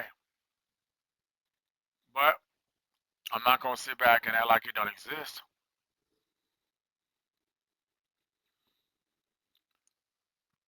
Mm, that's right. So let's keep going. Cause problems between you and Brodes? At first, no, but as it continued to go on, it did. Especially after he joined like this, he called it a book club, but it was, they met on Marco Polo talking about the book, The Ethical Slut, and so the more that he engaged in that, it became to where it was, because he was more like, why are you not on board with this? And I'm like, why would I be? Like, it doesn't make sense, because we already have limited time together. So why would I say, yes, you can be able to be with multiple women? And so it was. Exactly. You know what you're saying? If you're gonna be with multiple women, how am I gonna have time for you?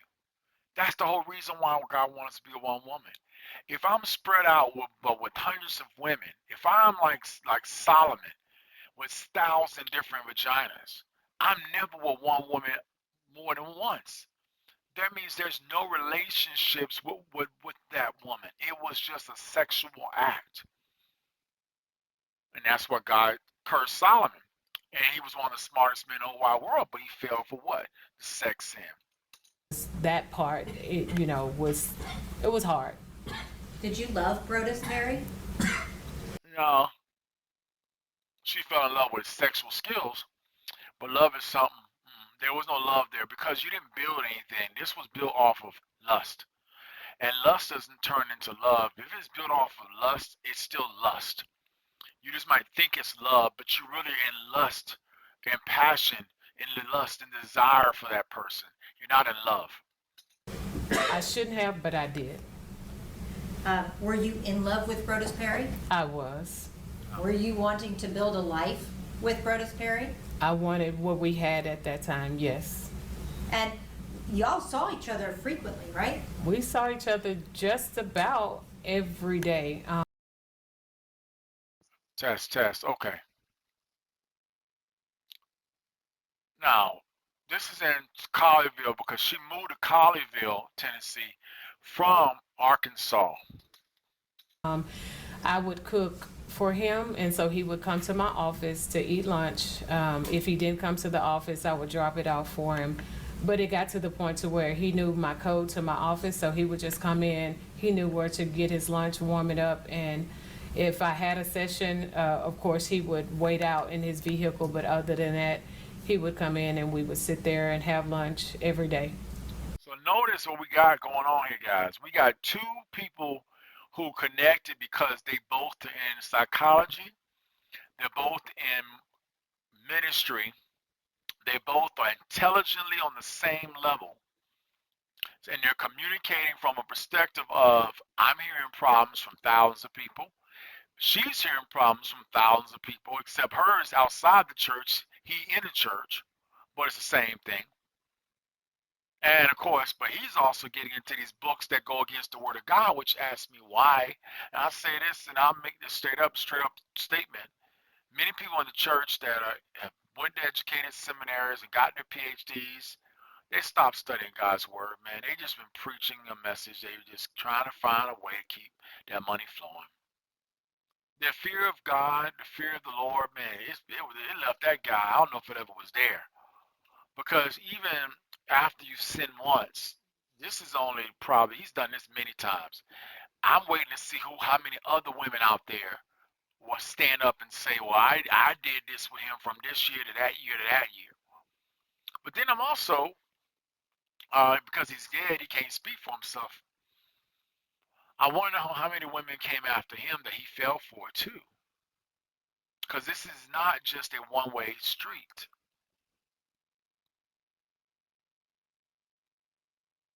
To read so that I could have a more foundation and knowledge of this lifestyle that he was wanting to be in. Did you read that book? I did. Were you interested in the lifestyle espoused by that book? No, I was not. How soon into the relationship did Brodes Perry start discussing this concept of ethical non-monogamy? Actually, it started, so we were just having conversations about things in life that we wanted to do, bucket list type of things that we were curious in. And at that time, he was like, one of the things I want to do is have a threesome. And I was like, whoa. Sorry, I had to stop that. I mean, come on, Howard. He's like,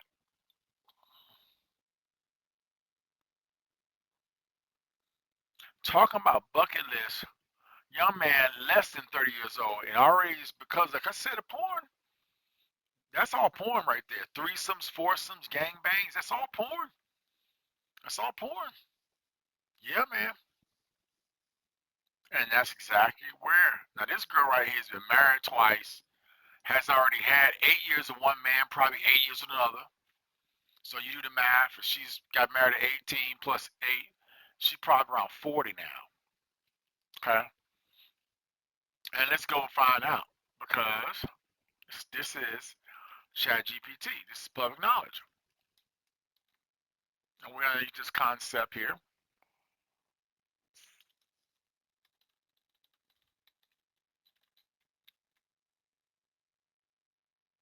It's public knowledge. So let's find out. Oh, they said they can't get the age because of records. Uh-huh. And it can go deeper into the government, so let's try that. Sometimes it's, I mean, that's not really something hard. Well, they couldn't find a variable source. That's unusual. Okay, I guess because of the laws, they won't let us be able to find it. But,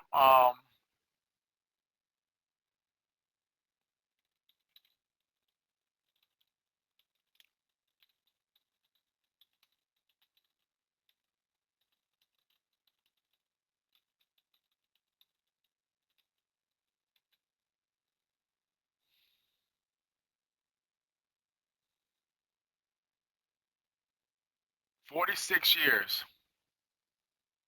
46. That's why I said. That's why I said she's not young. 46 years. That's what they report, and that is the public record. And I'm pretty sure it's accurate. Close to my date. 46 years old. She was no cookie. So you're telling a 46-year-old woman to be get into a what? That is a Generation X person. You telling a Generation X person to be into polygamy, but not only polygamy, you want her, you want another what? Okay, one moment. Are you serious? Can you believe that? That's a shock. So that right there, it makes me mad, but that is what I am not, do not allow. I'm not going to, man, I mean, that 46, my Lord.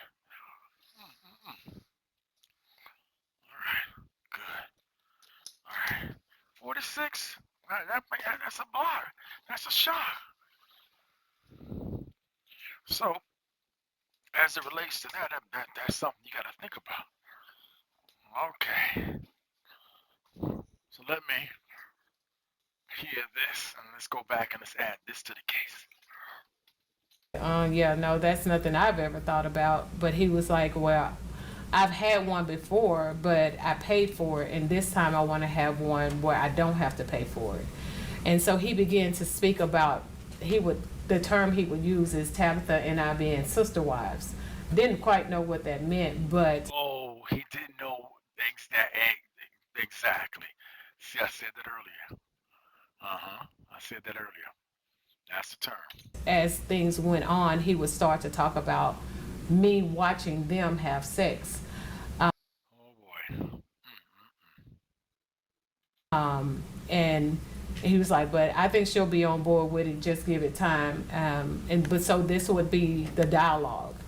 And that dialogue just continued on to where it went from watchers to now wanting to have the threesomes, and then that's when the ethical-slut was introduced. And so it was just like a progression of this lifestyle that he wanted. So kind of breaking that down, how far into the relationship did he start discuss wanting a watcher with you? It was pretty early on. I would have to say it was before they took their trip to Cuba, which was around his birthday in May, that he began to talk. He was talking about the watcher. So that was 3 months. Was that a different trip than the birthday trip that he took where he had the threesome? Yes, that was a different trip. Okay. Did the threesome birthday trip happen while y'all were together or before? It happened while we were together. Did you know that he was going to do that? The threesome trip in Cuba? No, when he went and paid for the threesome. Oh, that was well before I knew him. Okay. The viral paleo. Wow, you see that? So now, what do you think about what you saw there? I think, honestly, something wrong with this person. Did you watch him and Tabatha have sex? No. Was Tabatha ever invited to watch you and Brodes have sex? No. Were you comfortable with the concept of a watcher? No. Was Brodes persistent about a watcher? Very much so. Explain that for me. Everywhere we went, he would even text me and say, "Hey, you need to find us a watcher. Find us a watcher." And so I got to the point I was like, if I can find somebody, hopefully I can get him to stop. So I asked a friend of mine if she would do it for us, and she was like, if I do, we're taking it to our grave. He had me to tell her to download Confide, and we were able to dialogue three-way, and the things that he was asking her to do, she just backed out. Did that whole thing make you very uncomfortable? Very much so. Why were you willing to even entertain it? I wanted to make him happy. So now I want to talk to you about Brodes wanting to expand the ethical non-monogamy. Well, I guess first, was he actually engaging in ethical non-monogamy? No. Tabatha had no idea any of this was going on, right? No. As far as you knew, she knew that that's what he wanted, but he hadn't told her. As far as I knew, correct. And you've heard differently from even that here. Yes. Did Brodes ask you about expanding the relationship beyond you? He did. When he asked you about that, how did you respond? I told him I didn't want to. Did he tell you, well, my wife's on board with it, so why isn't my girlfriend? That's exactly what he said. Did that cause problems between you and Brodes? At first, no, but as it continued to go on, it did. Especially after he joined like this. All right, so I'm watching two different streams. She already said that here, so I can speed up a little bit and go down here to the emotional part. We know this is going to be the emotional part, and then we know they're going to talk specifically about the sex acts. Everyone should already know whenever relationship that you get into, when a divorce happens, and every relationship that's married can go through a divorce, all of your dirty secrets comes out in that divorce case. The only difference in this situation is she murdered someone, so that and becomes public, and it was a pastor, and he was living an ulterior life, and he's not supposed to do that. So you should automatically be blasted because he's doing what the Bible says he shouldn't do.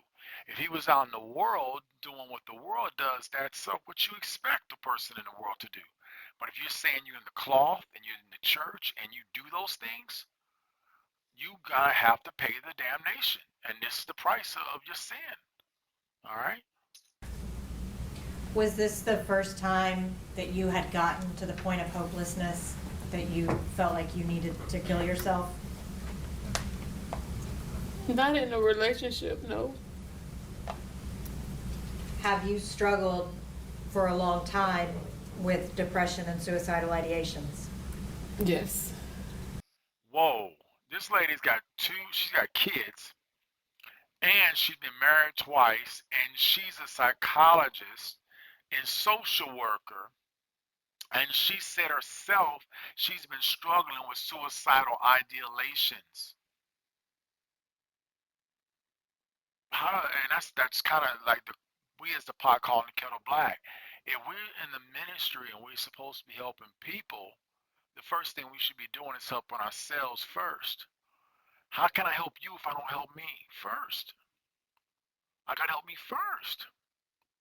Suicide? I've never, but again, I'm not them.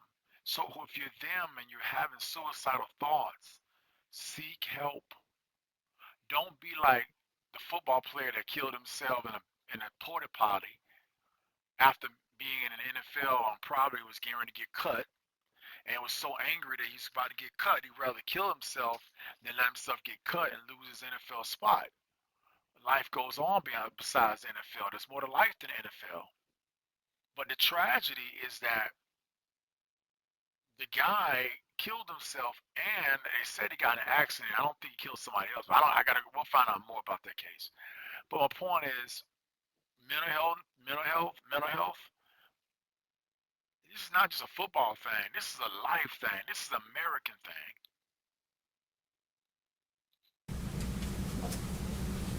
After Brodes convinced you to put down the gun, did he take the gun away from you? No. Did he take the gun from the counter? It wasn't until I got ready to leave when I went back to try to get it, and then he pushed me out of the way and he got it. He didn't want you to be able to leave with the gun? No. And was he worried what you would do with it? Yes, but he made me promise to meet him the next morning at the lounge. Do you know where he put the gun? At that time, I did not. But he kept it from you, right? Yes. And you later found out that he had placed it in a locker at the cigar lounge? Yes. After that happened, did you realize that you needed a little bit of time? Yes. What did you do? I made a plan to go and be with my friend. She is a therapist, but I just needed to get away, and she had an extra room. And so I just told her that I needed her to watch me and to just be there if I needed her. And was she in Little Rock? She lived in Pine Bluff, Arkansas. So how far away from Little Rock? About a 45-minute drive. Is she someone that you also worked with? So guys, I made a terrible mistake in my blog. He was in Arkansas, Little Rock for years. This whole incident was happening while he was in Little Rock, Arkansas.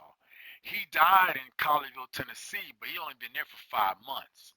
So she drove to Collierville because he left Little Rock with all the stuff that he did to this lady, or they did together. And then she was like, I'm done. Now remember, she just said that she wanted to kill herself.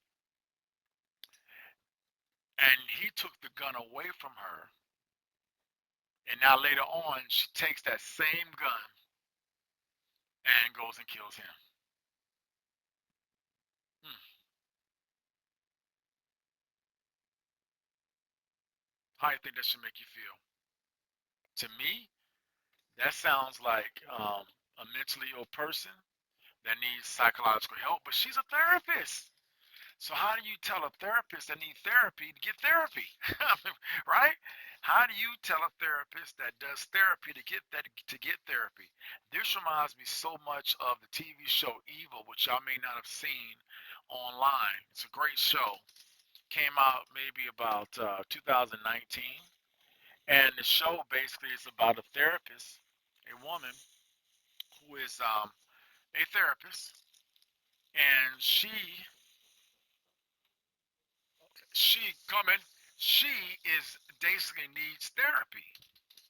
But instead of going to get therapy, she decides to kill somebody. Now, no one should ever, no one should ever kill anyone. No one should ever kill anyone. But if you need therapy, you must go to a licensed therapist that you can be able to get that help. So, what happens when a therapist needs therapy? Hmm, that's a good question, right? That's exactly in this situation what she needed. So now, she almost decides to kill herself. The man, of course, gets the gun, tells her what I'm hearing right now, takes the gun away from her. But remember, he's the one that was in the situation himself. So because he was having an affair on his wife with this lady, he knew what he was doing was wrong. She knew what she was doing was wrong. They both were conspiring. Okay, but that whole aspect of the non-monogamy, that right there is that's what makes this really weird. But as I say, this is unfortunate, the future, and that's why we got to talk about this and we got to teach on this. Because in the earlier generations, this stuff was happening, but it was not ever put out there in the open. It was kept in the dark and then eventually come out to the light. You know, like I see in a lot of families.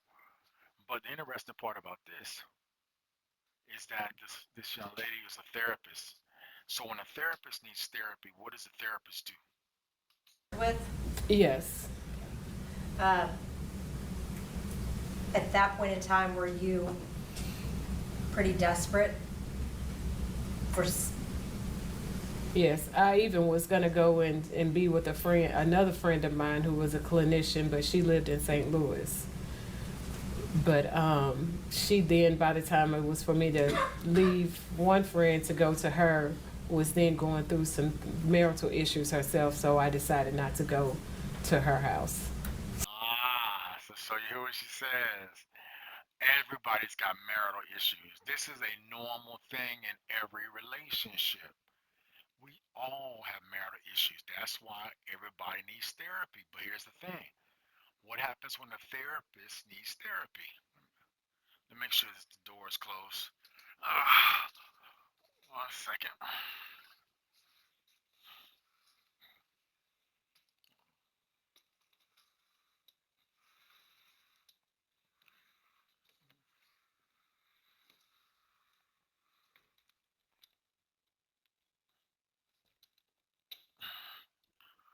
What happens when a therapist needs therapy? In that situation,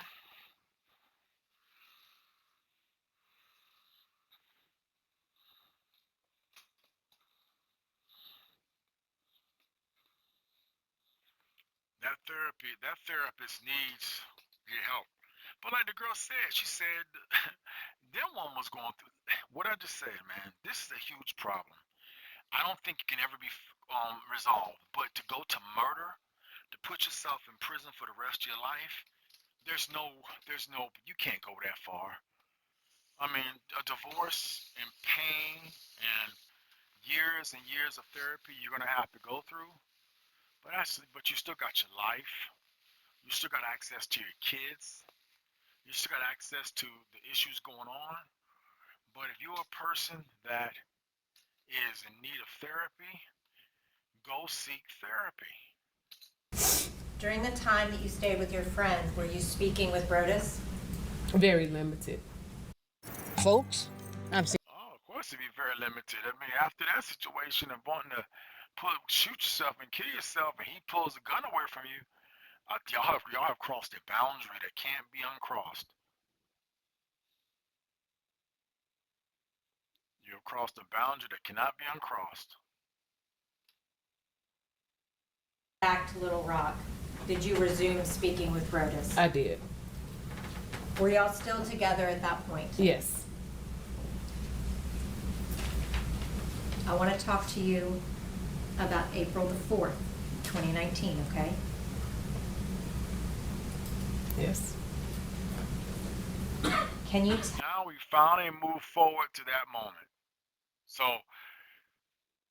it's April the 4th, 2019, but remember, earlier last year in 2018, he was in Arkansas.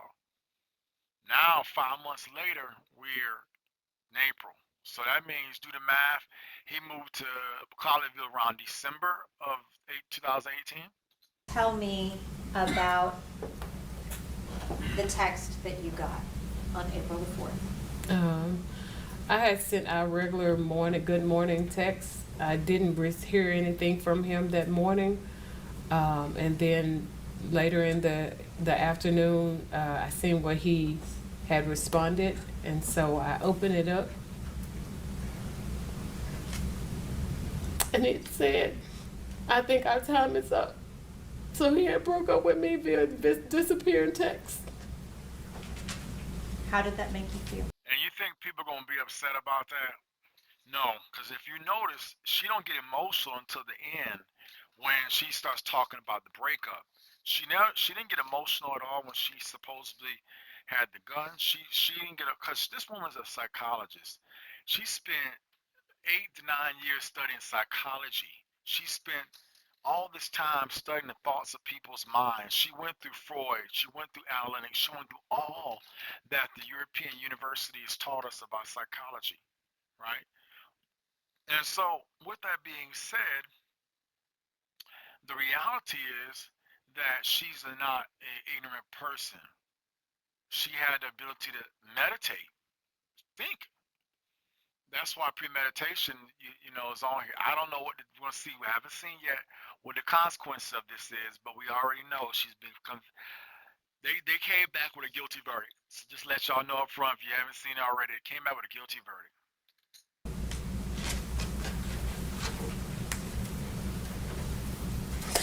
I felt so used and worthless. Oh, I can imagine why. You spent hundreds, thousands, years. This don't seem like this was a one-year relationship. As she was talking about the trips they took, and she was talking about how she would cook for him, and he knew the codes, and he would come into her office, and he would get his food. As they were so intertwined, even though they both met when they both were married, and she knew about his wife, and he knew about her ex-husband, but he knew that man was going. And eventually, I'm going to have her all to myself. And he certainly did. And he used her. He manipulated her. He got her to do things that she didn't want to do. And he knew that this woman was a twice married, twice divorced, children, multiple marriages probably, 46 years right now, which means that she was about 40, probably 43 at the time when it was happening. In the late 30s. No, this happened when she was in the 30s because it's been 6 years since we've been waiting, and she's 46. So she got arrested at age 40. So that means that this was happening between 35 and 40.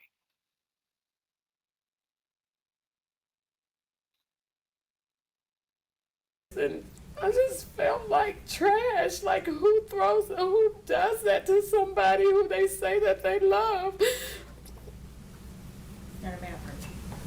Get past that. We know the emotions got to come. Now let's get past that. I knew my little sister would find it because she helped me with my appointments. And that's the phone she used for making my appointments. Did you leave it for her to find? Yes. What did you do after you wrote that note? I drove to Sherwood to go purchase a gun. Why did you go purchase a gun? Because I didn't have my other one. What was the purpose of the gun? I wanted to end my life, and I felt like that was going to be the best way to do it. When you went to that store, were you buying a gun to kill yourself, or were you buying a gun to kill someone else? I was buying a gun to kill myself. I had a whole plan. What was your plan? I didn't want to do it at my house because my son lived with me. So I decided, as I was just thinking about all the pain, to go to this park in Jacksonville, Arkansas. Oh, thank God I didn't see you say Jacksonville, Florida. I was like, oh my Lord, I'm from Jacksonville, Florida. So I was like, what? There's a Jacksonville, Arkansas. So I didn't know that. How far away from Little Rock was that park? Jacksonville might be about a 20-minute drive from my home. And the reason why I chose that was because that's where Brodes was. He wasn't from Jacksonville, Arkansas, but the Jacksonville part of it was attached to him. And the name of the park was Johnson Park, which was attached to my second ex-husband. And then Ray Road, my daddy's middle name was Ray, so I just associated with all the pain from the men in my life. And listen to that. From all the pain of the men in her life, her father number one, her first husband number two, her second husband number three, and now Pastor Brodes number four. So that's where I was gonna go. Look, it's already working. You only get so many strikes, man. And there's so many broken women out there, guys. And there's so many broken men out there, girls. This is serious business we're talking about. How did you go there? I was gonna drive in my car. It's from my home it would have been straight down 440. Is that an interstate? Yes. What happened while you were driving to Johnson Park? As I was driving, I saw the Memphis exit. And so then I was like, go talk to him, Tasha. Just go let him see you. Go see why. And that's what I did. I just drove so I can see him face to face and hope that I can get something from him besides the fact that he broke up with me with a disappearing text. That's a great point. That's a great point. The man didn't even have the balls, literally and figuratively, pun intended, to break up with this woman after all the thousands of dollars she spent, but all the hours that she and he invested in that relationship.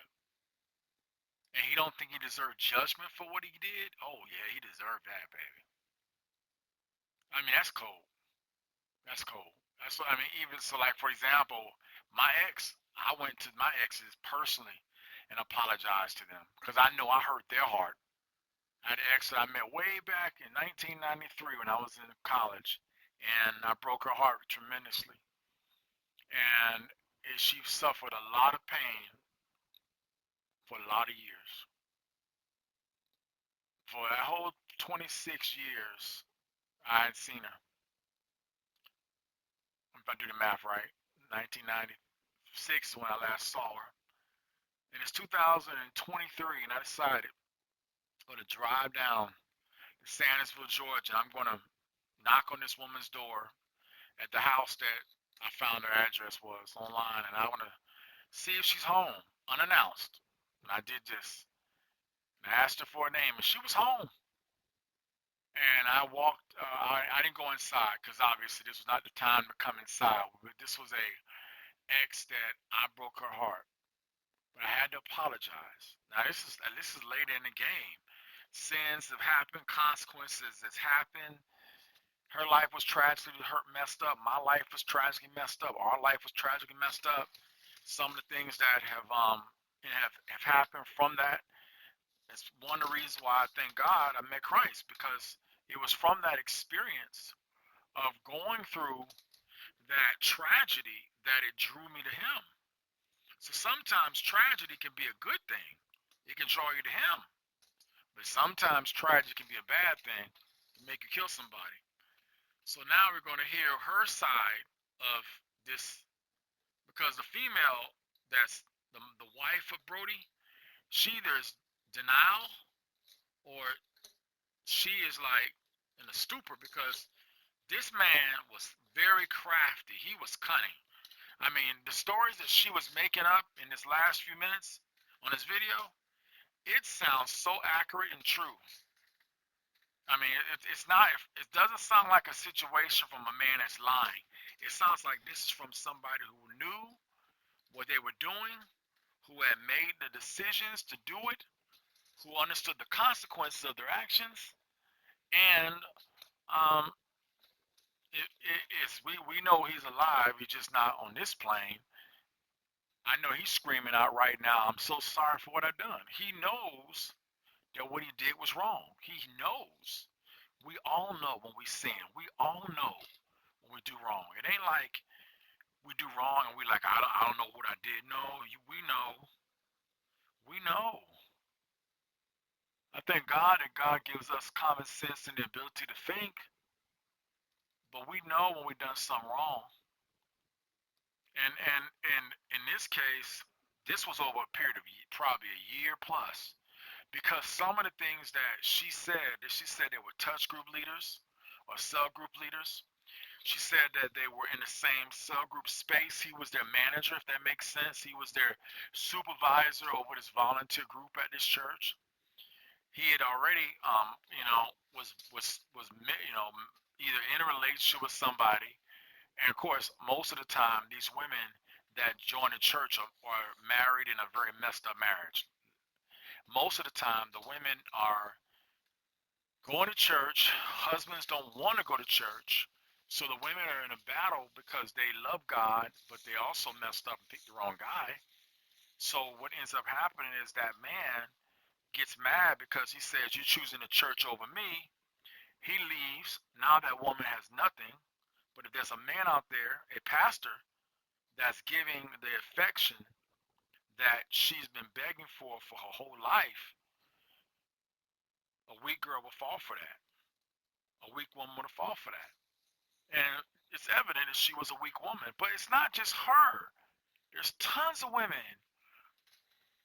It's different in the men's side because, see, men, the only time men are selected in a relationship is when they're successful. You never see a broken man be selected by a top-notch woman. Right? You'll never see a broken man be selected by a top-notch woman. You see a successful, I made it, I put myself together man get selected by women, but not a broken man. The other way around is different. A lot of times, top-notch broken men will go pick a broken woman because they know they can manipulate. See, the power dynamic is always on the male side because it's America and the men run America. And as I was driving, he did text me, and as he was telling me that he still loved me. So I was trying to just figure out what was going on. What did you do after you saw the Memphis exit? I took it, and I drove to Memphis. Where did you go? I went down to where I knew he would possibly be, which was a lounge. I guess it's in the downtown Memphis area called The Pocket. Oh wow! Oh my God! So she been to Memphis because she said I went to the area where I thought that he would be at. So they, like I said, when they made trips, they were going. They've been in different states. They did all kind of stuff together. At the time, I think it was a fairly new lounge that he when he got employment at Mississippi Boulevard, one of the members there had told them about. Did you go to the pocket because Brodes told you he goes to the pocket on Thursdays? Yes. Do you remember what time you arrived? I don't. I just know it was dark.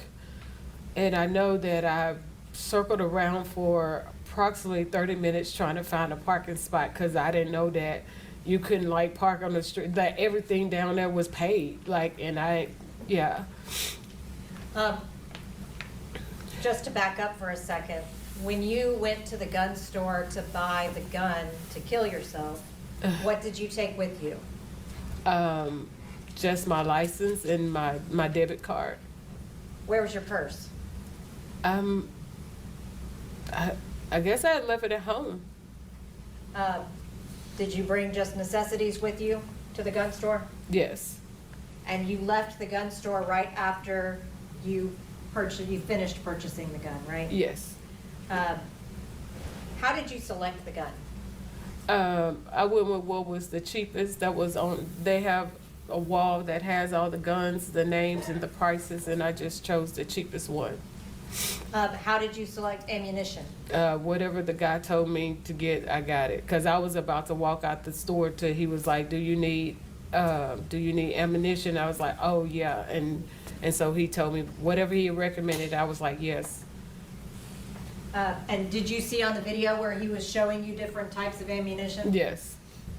Is that what he was saying? Right. And so I told you couldn't hear, but I was like, I don't know. Just whatever you tell me. When you left the gun, There's a lot of black folks, they don't even touch a gun.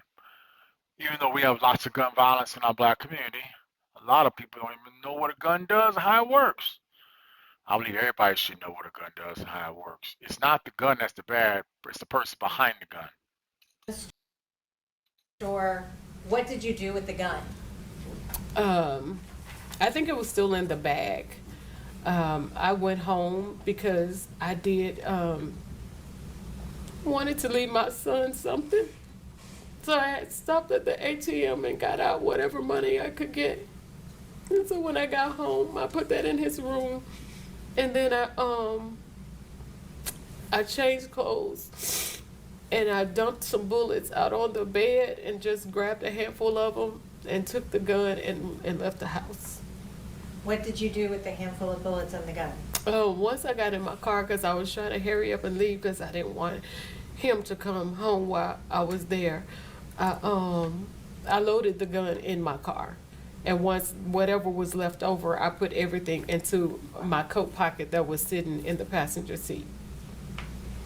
Now, when you parked downtown, where did you go? I started walking in the direction which I knew the lounge was. And once I got on the street, That's pretty good. I mean, they did a great job of making us to understand that, hey, she didn't take all each box of bullets, like 20, something like that. So she said she only took a handful, may have been about 5 to 10 bullets. But this is, I don't know what type of gun it was. We'll find out in a little bit. Revolver or automatic, we don't know. But having her leave the bullets on the bed lets you know she wanted to be caught. But it also meant that she, didn't want to have all the bullets and fire all of them. So she wasn't like a total evil animal. I started walking up the street and I actually saw Brodes coming out of the lounge and I walked past him. Were there any rules in your relationship regarding how to behave when you saw him in public? Yes, I was not to approach him because I never knew who he may have in his company. So I was not to approach him, but if he acknowledged me, then I could have, talk to him. Did you come within his sight? Yes. Did he acknowledge you? Yes. You actually walked right? I walked past him, and so he said, "So you're just gonna walk past me and not say anything?" At that point in time, did y'all engage in a conversation? Yes. After you talked with Brodes, what was what'd y'all figure out? The question should have been, what did y'all talk about? That's the right question. I mean, she's like, another question. What did you talk about? What did he say? What did you say? But you know, it's like she can't say hearsay because that's why she said because he's dead. So she was real close on how she made that question because objection would have been hearsay. You can't speak for a dead man. We decided that because his thing was I still wasn't wanted to be on board with him and this non-monogamy and have been able to see other women. So we came to I told him, well, we still haven't told Tab. You've always said something about telling Tab, so we haven't told Tabatha. And if you're trying to stay. Now, he doesn't, Brodes don't know this woman got a gun, about to kill herself. PT time. He told me to go to the apartment and just talk to her about tenants until he got there, and that once he was there, we would tell her. He had to go. This is crazy. This guy was like, I'm so in power. I'm going to tell this woman that I've been having an affair with for a long period of time to go to my home where my other woman is and have y'all two have a conversation. And then when I get there, we're going to all work together and become sister wife, husbands. Go to his boss house to drop off something. And so he gave me a backstory as to what to tell her if she asked me while I was in town. And we left. But before leaving, we came to the resolve that once we told Tabatha about the relationship, we had a trip that was planned to go. We was going to Kentucky. If she said yes, then that would be a new start, a fresh start. But if she said no, then that would be the trip that we would end. If she said no, you're going to end it like that? Girl, please. You already knew that you came all the way down there for that man, and you wanted that, and understandably so. Understandably so. Tabatha is just like the dumb, innocent woman that should have known but didn't know. Did Brodes indicate to you that he was going to tell Tabatha while y'all were at the apartment? Yes. About your relationship? Yes. And what would have happened, or would you have been allowed to tell Tabatha without his okay? No. I didn't know. No. What would you have been able to continue a relationship with Brodes if you had done that? No. No. So I want to talk to you then about when you left downtown, okay? Mm-hmm. Where did you go? I put in the address that he had given me, and so that address did say Collierville. I didn't know how far away it was or anything. I just placed it in the GPS. Do you remember what time you arrived at the apartment? I know it was late. I just remember when we were there and we were talking, I remember the news coming on. Probably around 9 o'clock? Yes. So you left Little Rock, Arkansas at approximately 5 o'clock, right? And drove to downtown Memphis, right? Yes. Yes. That takes about 2.5 hours? Yes. How long would you say that you were talking with Brodes? We talked for a while because I remember the valet pulling the car up a ways and getting out, and just because he was sitting in there waiting on him and we never did, so he just pulled it up and we continued to talk. So then you left downtown, it was dark? Yes. Drove to Collierville? Yes. What did you do when you arrived at the apartment? I circled around because I couldn't, it was dark and I really couldn't see like numbers or anything. So I circled around, and then I guess eventually I found the building number, and I parked and found my way to their apartment according to the address. If I may just have one moment, Your Honor.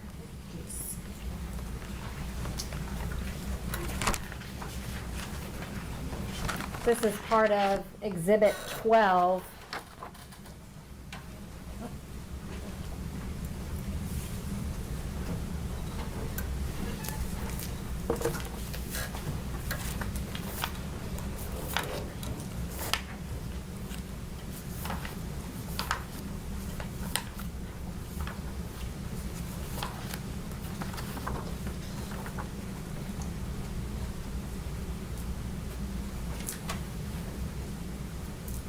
Latasha, is that your car? Yes.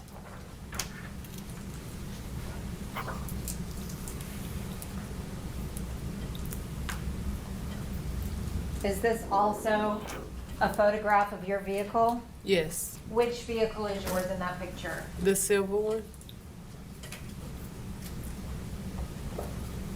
I can't spot that. Hey, listen, man.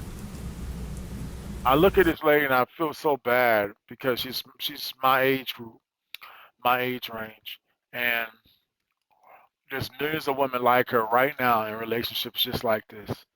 So I don't make this video as a slight. I understand y'all are in this relationship with men that y'all chose to be with. They also chose you. They knew they were doing wrong. You knew they were doing wrong. He knows he's doing wrong, and you can't break up the relationship. You can't break up the relationship because of the fact that you know that you're doing wrong. And so, and you love the sex that you have with that person. You love being with that person. You love everything about that person. But you know it's wrong. And God is there, but he can't do anything because he gave you the control, the freedom of the control to make the choices for yourself. If you don't make those choices, unfortunately, you could be on that stand like her. There was no way she was going to get off. I mean, she had to get a guilty plea. The question is, what is the actual sentence? And we'll find about that. That might come out today. I don't think they're going to sentence her that fast for this, because this will be a case that's going to be taken up on appeal, et cetera, et cetera, et cetera, and discussed for a long time in law classes all across the state of Tennessee, definitely, but maybe across the United States, depending on what the juries and the judges say. This one? Yes. While you were sitting in your car, did you call Brodes? I did. And I shared with him that I was a little nervous and could we just go somewhere and talk? And he said, no, we're going, you wanted to talk to Tabatha, we're going to talk to her.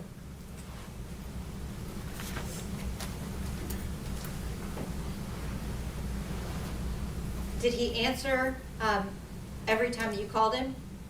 I didn't call him a lot, but I did that night. Before you walked inside, was there a time that you called him and he didn't answer? No. Okay, not that you recall? Not that I recall.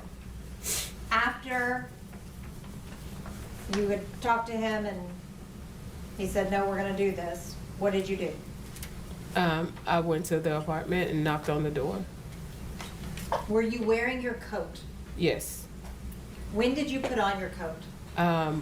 When I got out of the car to go to find him at the lounge. Is that when you were walking around downtown at night by yourself? Yes. Did you ever take your coat off after leaving downtown? No. When you left downtown, how would you describe your feelings? I was a little hopeful. I was like, okay, maybe, you know, we can get some resolve. We can get back to normal. And so that's what I was focused on. And when he insisted on telling Tabatha, did you get even more hope? Yes. So what did you do? Did you get out of your car? Yes, I got out of my car. Were you? Watch what magnesium does to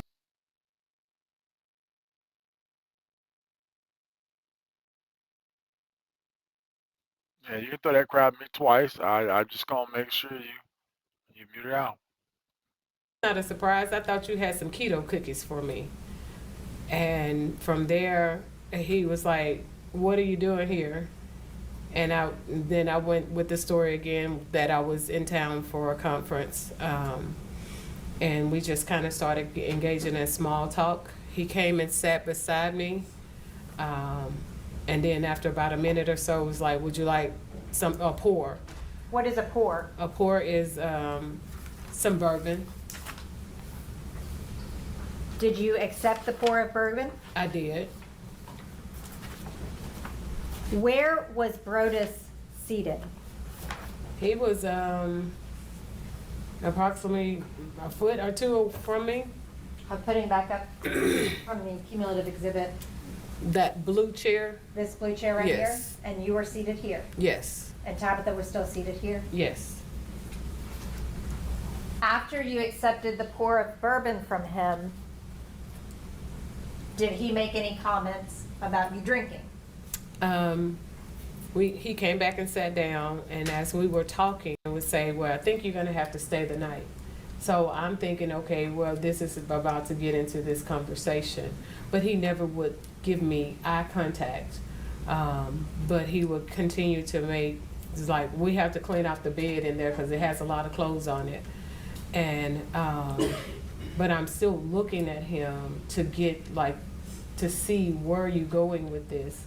But he never did lead into the conversation. He actually started asking me questions like, so where are you staying in Memphis? And I'm like, that wasn't part of what you told me you was gonna say. So I don't know Memphis. He knows I didn't know Memphis. And so I didn't know what to say. I finally said an Airbnb. And then Tabatha was like, where? And I was like, downtown. And then that conversation ended. And he continued to say something about me staying the night, but never going into the conversation of what we were supposed to be talking about. Had you ever been into that apartment before? No. On April the 4th, I walked right into their kitchen area. and then into the living room? And then into, yes. What is all over the bed in the guest bedroom? Clothes. Had you seen that? Yeah. You sleeping over, did you think that was his jumping off point to talk to Tabatha? I thought so. How? Hopeful. At some point, you lost hope. Yes. And you said you were going to leave. Yes. Why did you decide to leave? I saw that it wasn't going anywhere. Like I said, he was not giving me eye contact. So I knew, or I felt like he had changed his mind. And I just didn't want to keep sitting there feeling, at that point, stupid. What happened after you said you were going to leave? Tabatha got up, he got up, and so she began to tell me about watching for the police, you know, because I had been drinking. Had you drank a lot? No, not at all. But she still was just letting me know. And she began to walk toward the door. And I asked him, would he walk me out? He said no. And I said, why not, sir? That's Southern hospitality for you to walk a woman outside when it's dark. Because I wanted to just get him to see like what happened. Why didn't you follow through?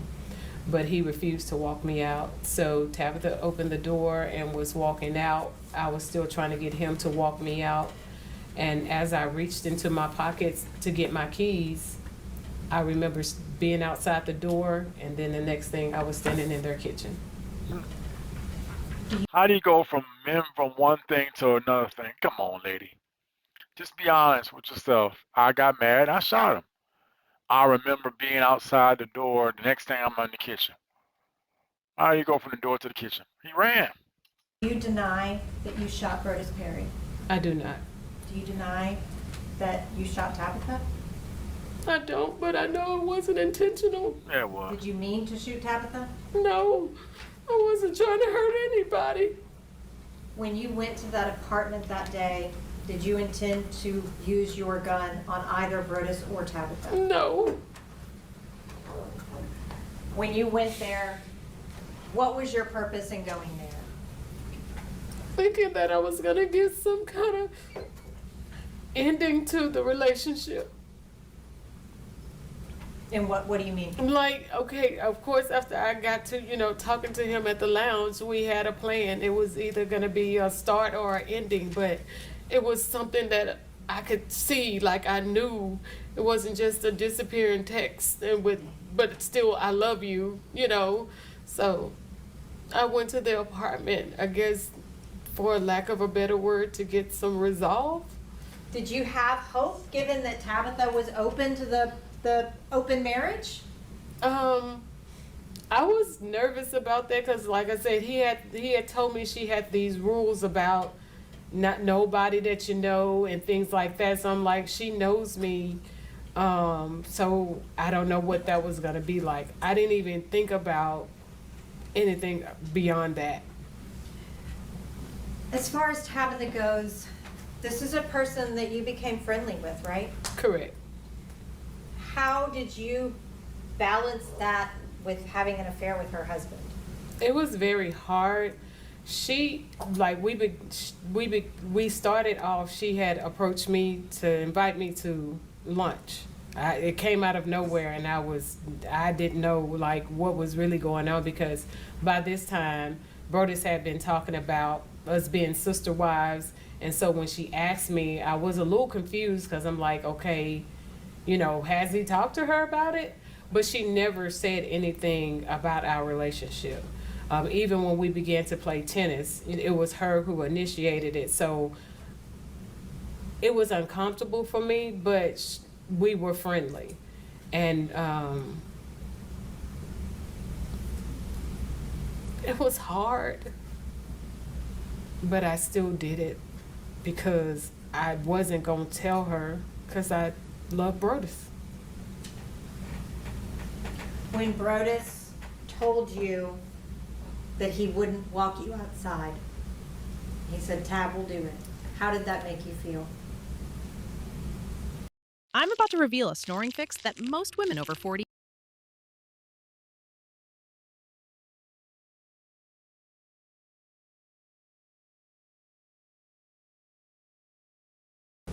Rejected, unworthy, stupid.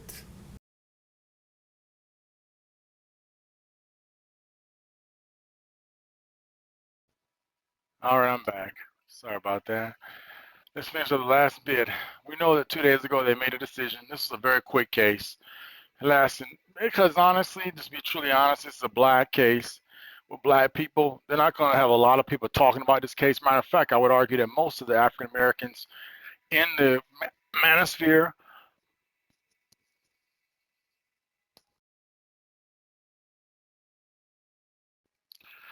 wouldn't even talk about this case, because what they would do is they would just, don't want to ever say as a black female that I would ever get to that point. What they would do is they would just kind of kick this black girl to the curb, and they would just say, well, I would have never gotten that bad. No, that's not true.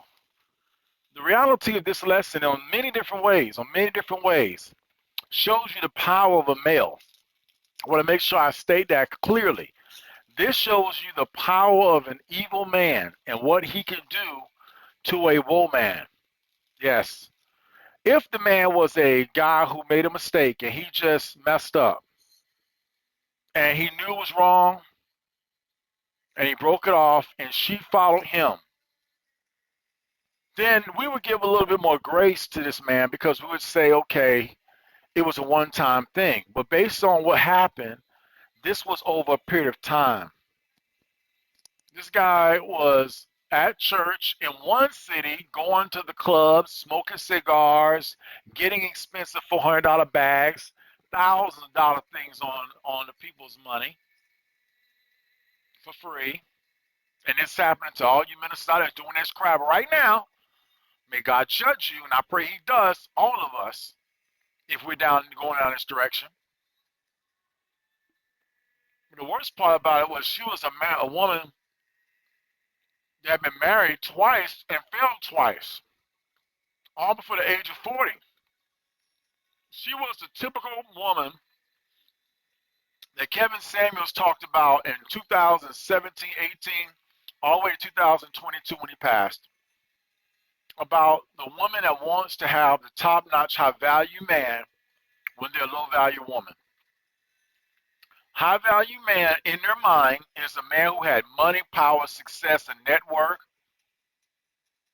and no kids from other women, because I'm pretty sure this man had no children outside of his loins, even though they had kids from other men. Because what he wanted, as you seen, and as she testified, as we showed you in the books, he wanted to go down this path of the ethical slut. How can you be an ethical slut? Can you believe that? Why is this important to me? Well, number one, I started hearing about this years ago for married people and their marriage sex lives. And I started realizing that, man, marriage is not as all it's cracked up to be. And we're talking about in the church. In the church. Yes. So just because the Mormons say they do it and God's called them to do it, does that mean that the non-denominational Christians should do it? No. Of course not. But for this man to even say that he would entertain it comes from a standpoint of lack of spiritual teaching from his fathers. I'm talking spiritual father, but also his physical fathers. So as I go back and pull this up on ChatGPT and using one of my chats for today as I should be using it for my class I'm doing paperwork on, but so I'm not upgrading yet. Okay. But go and look it up on YouTube. We'll be able to get the video because everything that's out is already on YouTube. And what breaks my heart is this girl was like, I'm not even into that. I wasn't even into this stuff, man. But he brought it up. And that's what I'm saying. It happens in a lot of relationships. This woman is a novice. All she knew is I lay down. This is the picture. I lay down. I get 5 minutes of intercourse. He has orgasm. Gets up. And the rest is history. That's pretty much how sex has been for generations. Most people have had sex in marriage and it's very sorry. So the reason why this book came out is probably because of the fact that people that are unsaved and saved folks, instead of getting divorced, say, how can we have a better sex or family and stay married? Because I don't want to spend the amount of money it's going to cost to divorce you in court. Because it's going to be expensive, especially if you build some assets. Okay? So for $12.48, you see the books here. Amazon has it. And it's a guide for singles and couples who want to explore polyamory. Yeah. And you can go look, and if I go see, let me find a YouTube video by clicking on videos, we'll see what they did in the video. And they got a 10-minute summary on YouTube right here. Let's look at this message.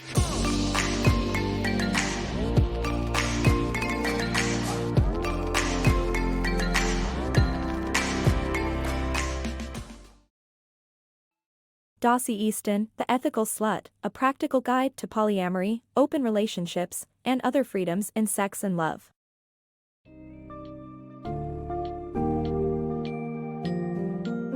Embark on an exploration of polyamory, open relationships, and sexual freedom with The Ethical Slut, A Practical Guide to Polyamory, Open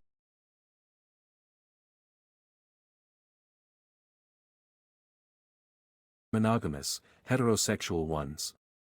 However, it is crucial to unlearn myths about sex and love in order to embrace non-monogamous relationships.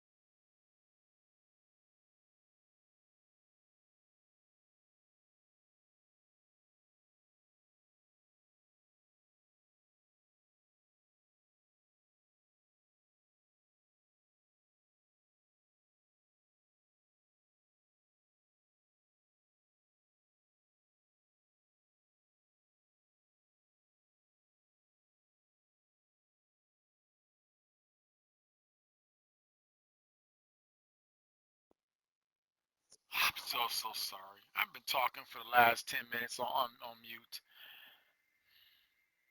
Damn it. Father, forgive me. And people forgive me. Y'all just got wasted a whole bunch of time. I think I'm going to stop from a minute, probably 2:55 to 3:01. It's been number silence. And you watch me click on stuff. I won't turn my mute off. If you hear background noise, you can hear background noise. Because I can sometimes forget to turn it back on so the mic is hot. And that's when I've wasted time. What I was saying was that this right here, this book, which is what this young man read, is read by probably millions of people. And it's the reason why we have the OnlyFans issues going on today. It's the reason why we have so many of these broken marriages that are going to even get worse. It's the reason why we have so many broken couple relationships, not just that are single couples, because they've already doing this stuff.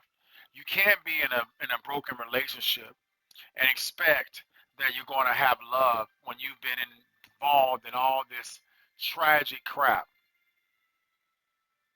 Yeah, tragic crap. And it is crap. But it all starts from the root, starts from the parenting, starts from the lack of the mom and the dad. Now you're grown up and you're supposed to now live your life in conjunction with knowledge, but you never got the knowledge from your family to know how to live. And today, no one's going to teach you that knowledge. You're 30 years old, you're 29, 30, 40, you should have already known it. 30, you should have gotten it. 20, you should have had it. So if you're 50 years old alive and still making mistakes, you're already suffering the consequences of those. The decisions you made in your 20s and your 30s and your 40s affect your 50s. hmm hmm hmm Yes. So for me, that's exactly what I've learned the hard way. Very proud of too. Because you don't got to tell me something.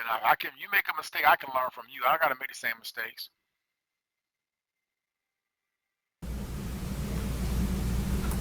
How did Brodes react when you told him that you were not open to expanding to allow him to have more girlfriends?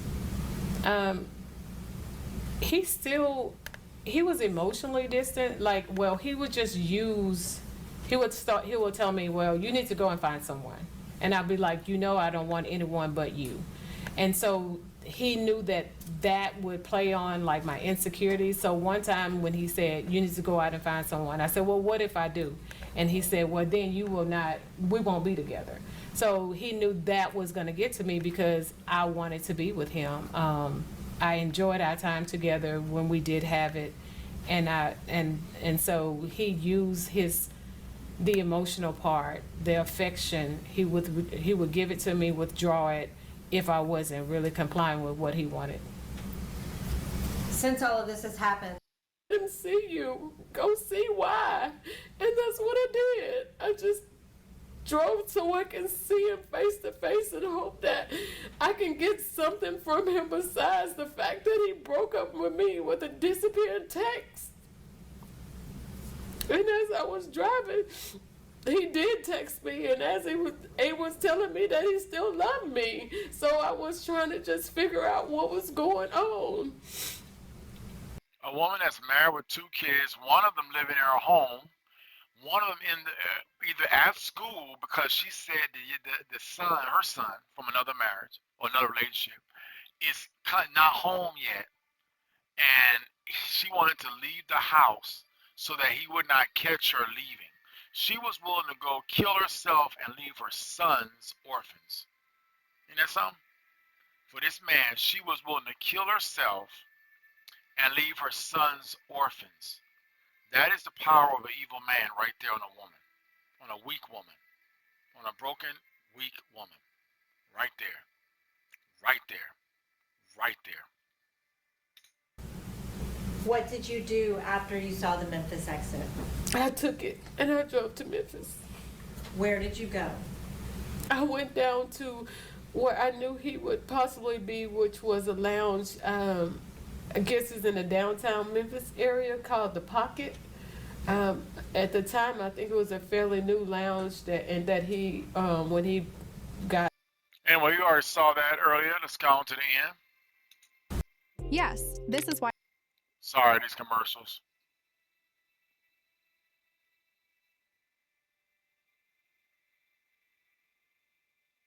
Accept the pour of bourbon? I did. Right, and this whole pissed me off right here when she says, I saw myself outside, then next time I see myself, I'm in the kitchen. I just totally skipped on the fact I shot the guy. Now, I want to hear the testimony of the other side. So, Latoshia Daniels cross-examination.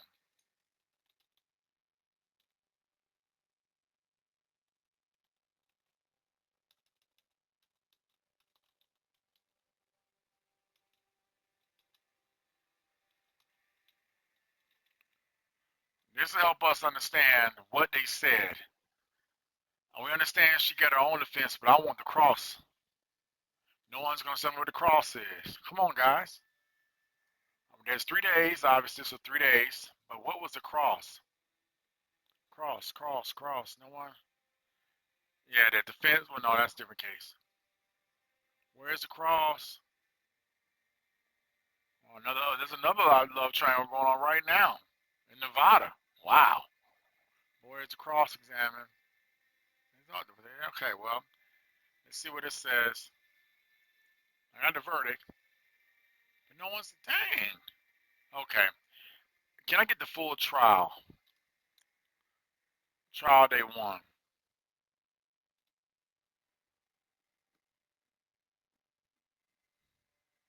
And so take off cross and just say trial day 1.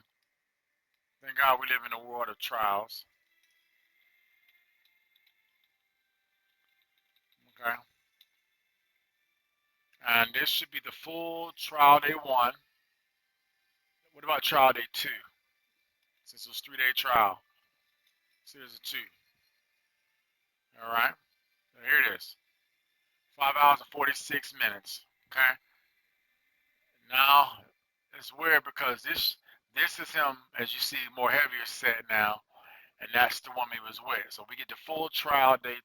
It's 5 hours long. Alright. Okay, here we go. Let's get over into there's the cops. So now this is 32. And here's the cops. Lieutenant. Tell ladies and gentlemen of the jury what you observed and kind of what you did to start. As soon as we got there, myself and Lieutenant Young and 2 other detectives made the scene.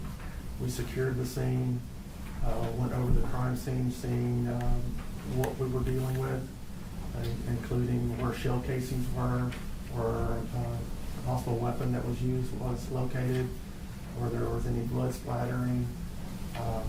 We talked to the officers that first made the scene there. We talked to the firemen that were there to see what happened with them. It was just seeing what the scene was about and then starting our investigation. So one of the things I think you just said was you kind of take over the scene when you get there? Yes, the patrol officers released the scene to the detective. I'm a makeup artist who doesn't... Sorry about that, guys. You're going to put in these commercials. Alright, this is her coming in showing that she got a gun. We can move past this. You know what that guy's done. This guy right here is probably got a sold the gun. It doesn't really matter. We got a little break. Now we come back in the gun, most likely. Now I got a big old lunch break. God, dog. Long lunch break there. Okay, and here we go. And now we get a witness. Doctor.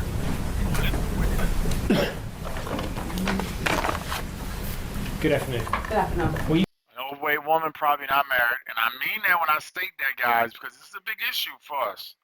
State your name and spell it for the court reporter and the jury, please. Dr. Erica Curry, ERICACURRY. And Dr. Curry, are you a licensed medical doctor? I am. In what state? Tennessee, Arkansas, New Mexico, Texas, Illinois previously. And those are the ones I can think of right now. Okay. And how long have you been a medical doctor? For going on 14 years.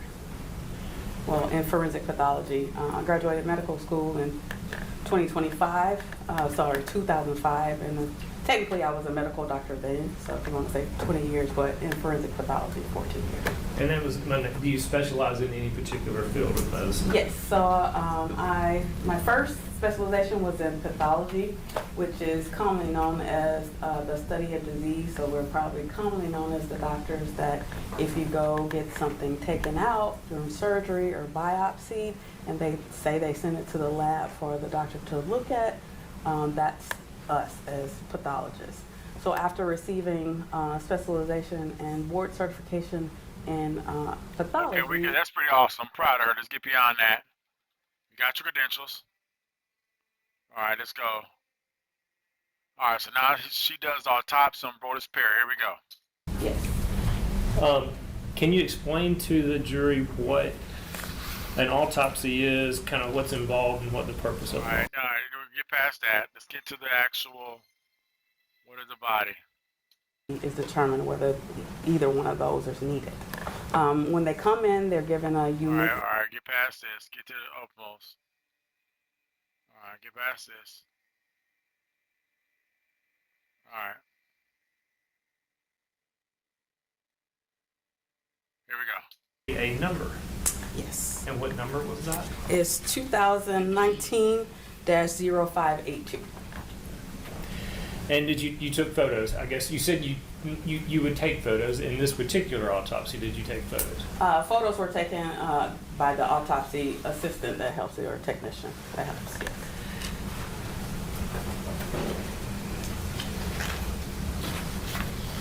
Can you describe to the jury the injuries that you, if any, that you found when you performed this autopsy on Mr. Perry? Yes, I'm going to refer to my notes.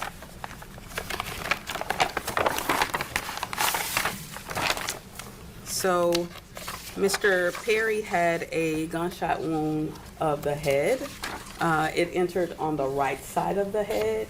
It fractured a bone close by where it entered, and then it also fractured the bone of his right eye, and then it also caused some injuries to the brain, and then it traveled into the mouth where it injured the tongue, and then the bullet went through the left side of his jaw and injured the jawbone, and then the bullet lodged on the left side of his jaw and then created a wound right under or right above where it lodged, which was what I termed a partial exit wound, meaning the bullet didn't go completely out. And then he had 3 gunshot wounds of his abdomen on the right upper portion. Those went into his abdomen or stomach cavity, injured his intestines and his liver, and then it also injured his right adrenal gland, which is a organ, an endocrine organ that sits above the kidney, and then it completely made his right kidney go into 2 halves. Those are the injuries that happened on the abdomen, and then there were 3 bullets recovered associated with those gunshot wounds, 1 in the spine, 1 from the back, and 1 from his left hip. And then he had a gunshot wound that was on his right buttock, and then it went into the soft tissue and most of the right buttock, causing hemorrhage, and then it traveled into his right side of his lower back, where a bullet was recovered from there. And then he had a graze wound, just meaning the bullet went past the skin and didn't go into the body. He had 1 of those on his right upper arm, and then 1 on the front of his left wrist. I think I counted 6 bullets, guys, but I may be wrong. Picture and ask if you can identify that, please. Yes, I can. And is that a photo you took of one of the wounds you just described to the jury? It was a photo taken at the time of autopsy, not by me, but the autopsy technician, but yes, of the wound of the head. And does that accurately depict what you observed while taking that autopsy, while performing that autopsy? Yes. Judge, I would ask that be marked next exhibit, please. No objection. We'll show 8-15, and it's a photo of a wound of the head. And may I publish that for the jury, please? Yes.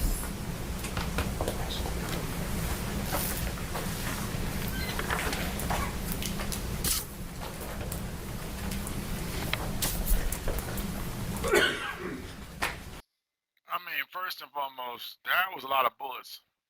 I could understand if it was just like maybe 1 or 2, but she shot like more than 5 bullets. Sorry, 1 second.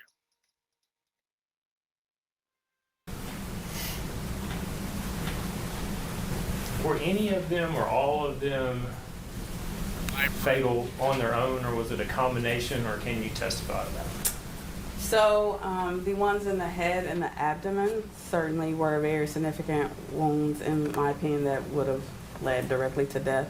The one in the right abdomen, because it mostly just caused hemorrhage, where the trachea went through, wouldn't have been fatal, in my opinion. And so, based on On every one of these gunshot wounds, there was no soot, stippling, or muzzle imprint. That's correct. So let's take each of those individually. What is soot? So soot is the black material that comes out of the end of the gun. Okay. And that is something that you can use to make a distance determination between the person and the muzzle of the gun, right? We can estimate. I'm pretty much done with this. Let's see, there's a day 3. I think we're getting to the end. Is there a day 3? Yeah, here's day 7 hours on day 3. So here we go.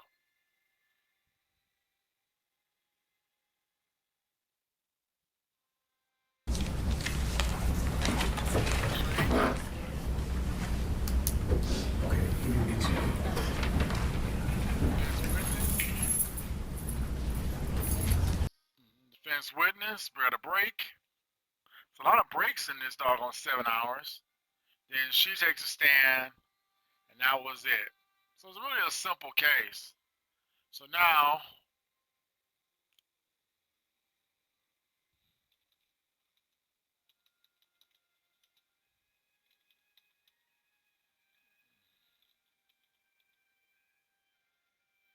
we get the verdict.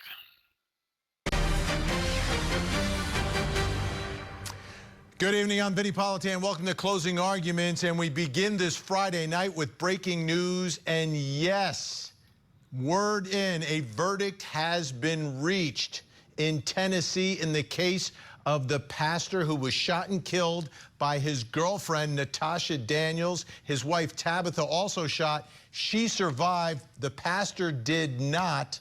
Latoshia Daniels charged to get out someday. Endangerment, as included in count 2 of indictment number 25-01253.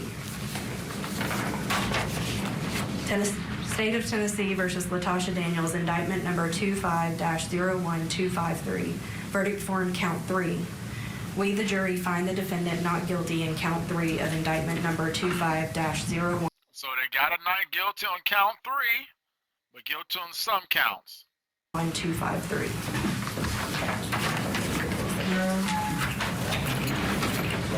So reckless endangerment is not necessarily the same as murder in the 1st degree, murder in the 2nd degree, murder in the 3rd degree, manslaughter, etc., etc., etc. When law, it could be very unique as far as different levels of counts. Would you like the jury poll? Yes, please. All right. I'll start on this end. Is that your verdict? Yes. Is that your verdict? Yes. Is that your verdict? Yes. Is that your verdict? Yes. Is that your verdict? Yes. Is that your verdict? Yes. Is that your verdict? Yes. Is that your verdict? Yes. Is that your verdict? Is that your verdict? Yes. Is that your verdict? Yes. Is that your verdict? Yes. Is that your verdict? Yes. Now that you have concluded your service on this case, I thank you for your patience and conscientious attention to your duty as jurors. You have not only fulfilled your civic duty, but you have also made a personal contribution to the ideal of equal justice for all people. You may have questions about the confidentiality of the proceedings. Because the case is over, you are free to discuss the case with any person you choose. However, you do not have to talk to anyone about the case if you do not want to. If you tell someone you do not wish to talk about it and they continue to bother you, let the court know, for we can protect your privacy. If you do decide to discuss the case with anyone, I would suggest you treat it with a degree of solemnity, so that whatever you say, you will be willing to say in the presence of your fellow jurors or under oath here in open court in the presence of all the parties. Also, if you do decide to discuss the case, please respect the privacy of the views of your fellow jurors. Your fellow jurors fully and freely stated their opinions and deliberations with the understanding they were being expressed in confidence. Again, I thank you for your willingness to give up your time away from your accustomed pursuits and faithfully discharge your duties as jurors. You are now excused. I will be back to speak with you shortly, so I'll show you excused to the jury room.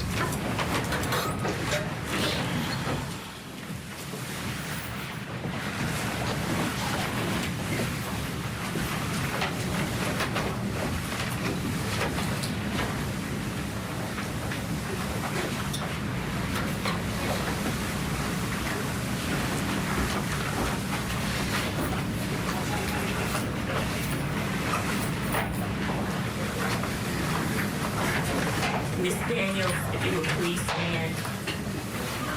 A jury of your peers has found you guilty of second-degree murder in count 1. The jury has found you guilty in count 2 of reckless endangerment, and the jury has found you not guilty in count 3. As a 13th juror, I approve that verdict.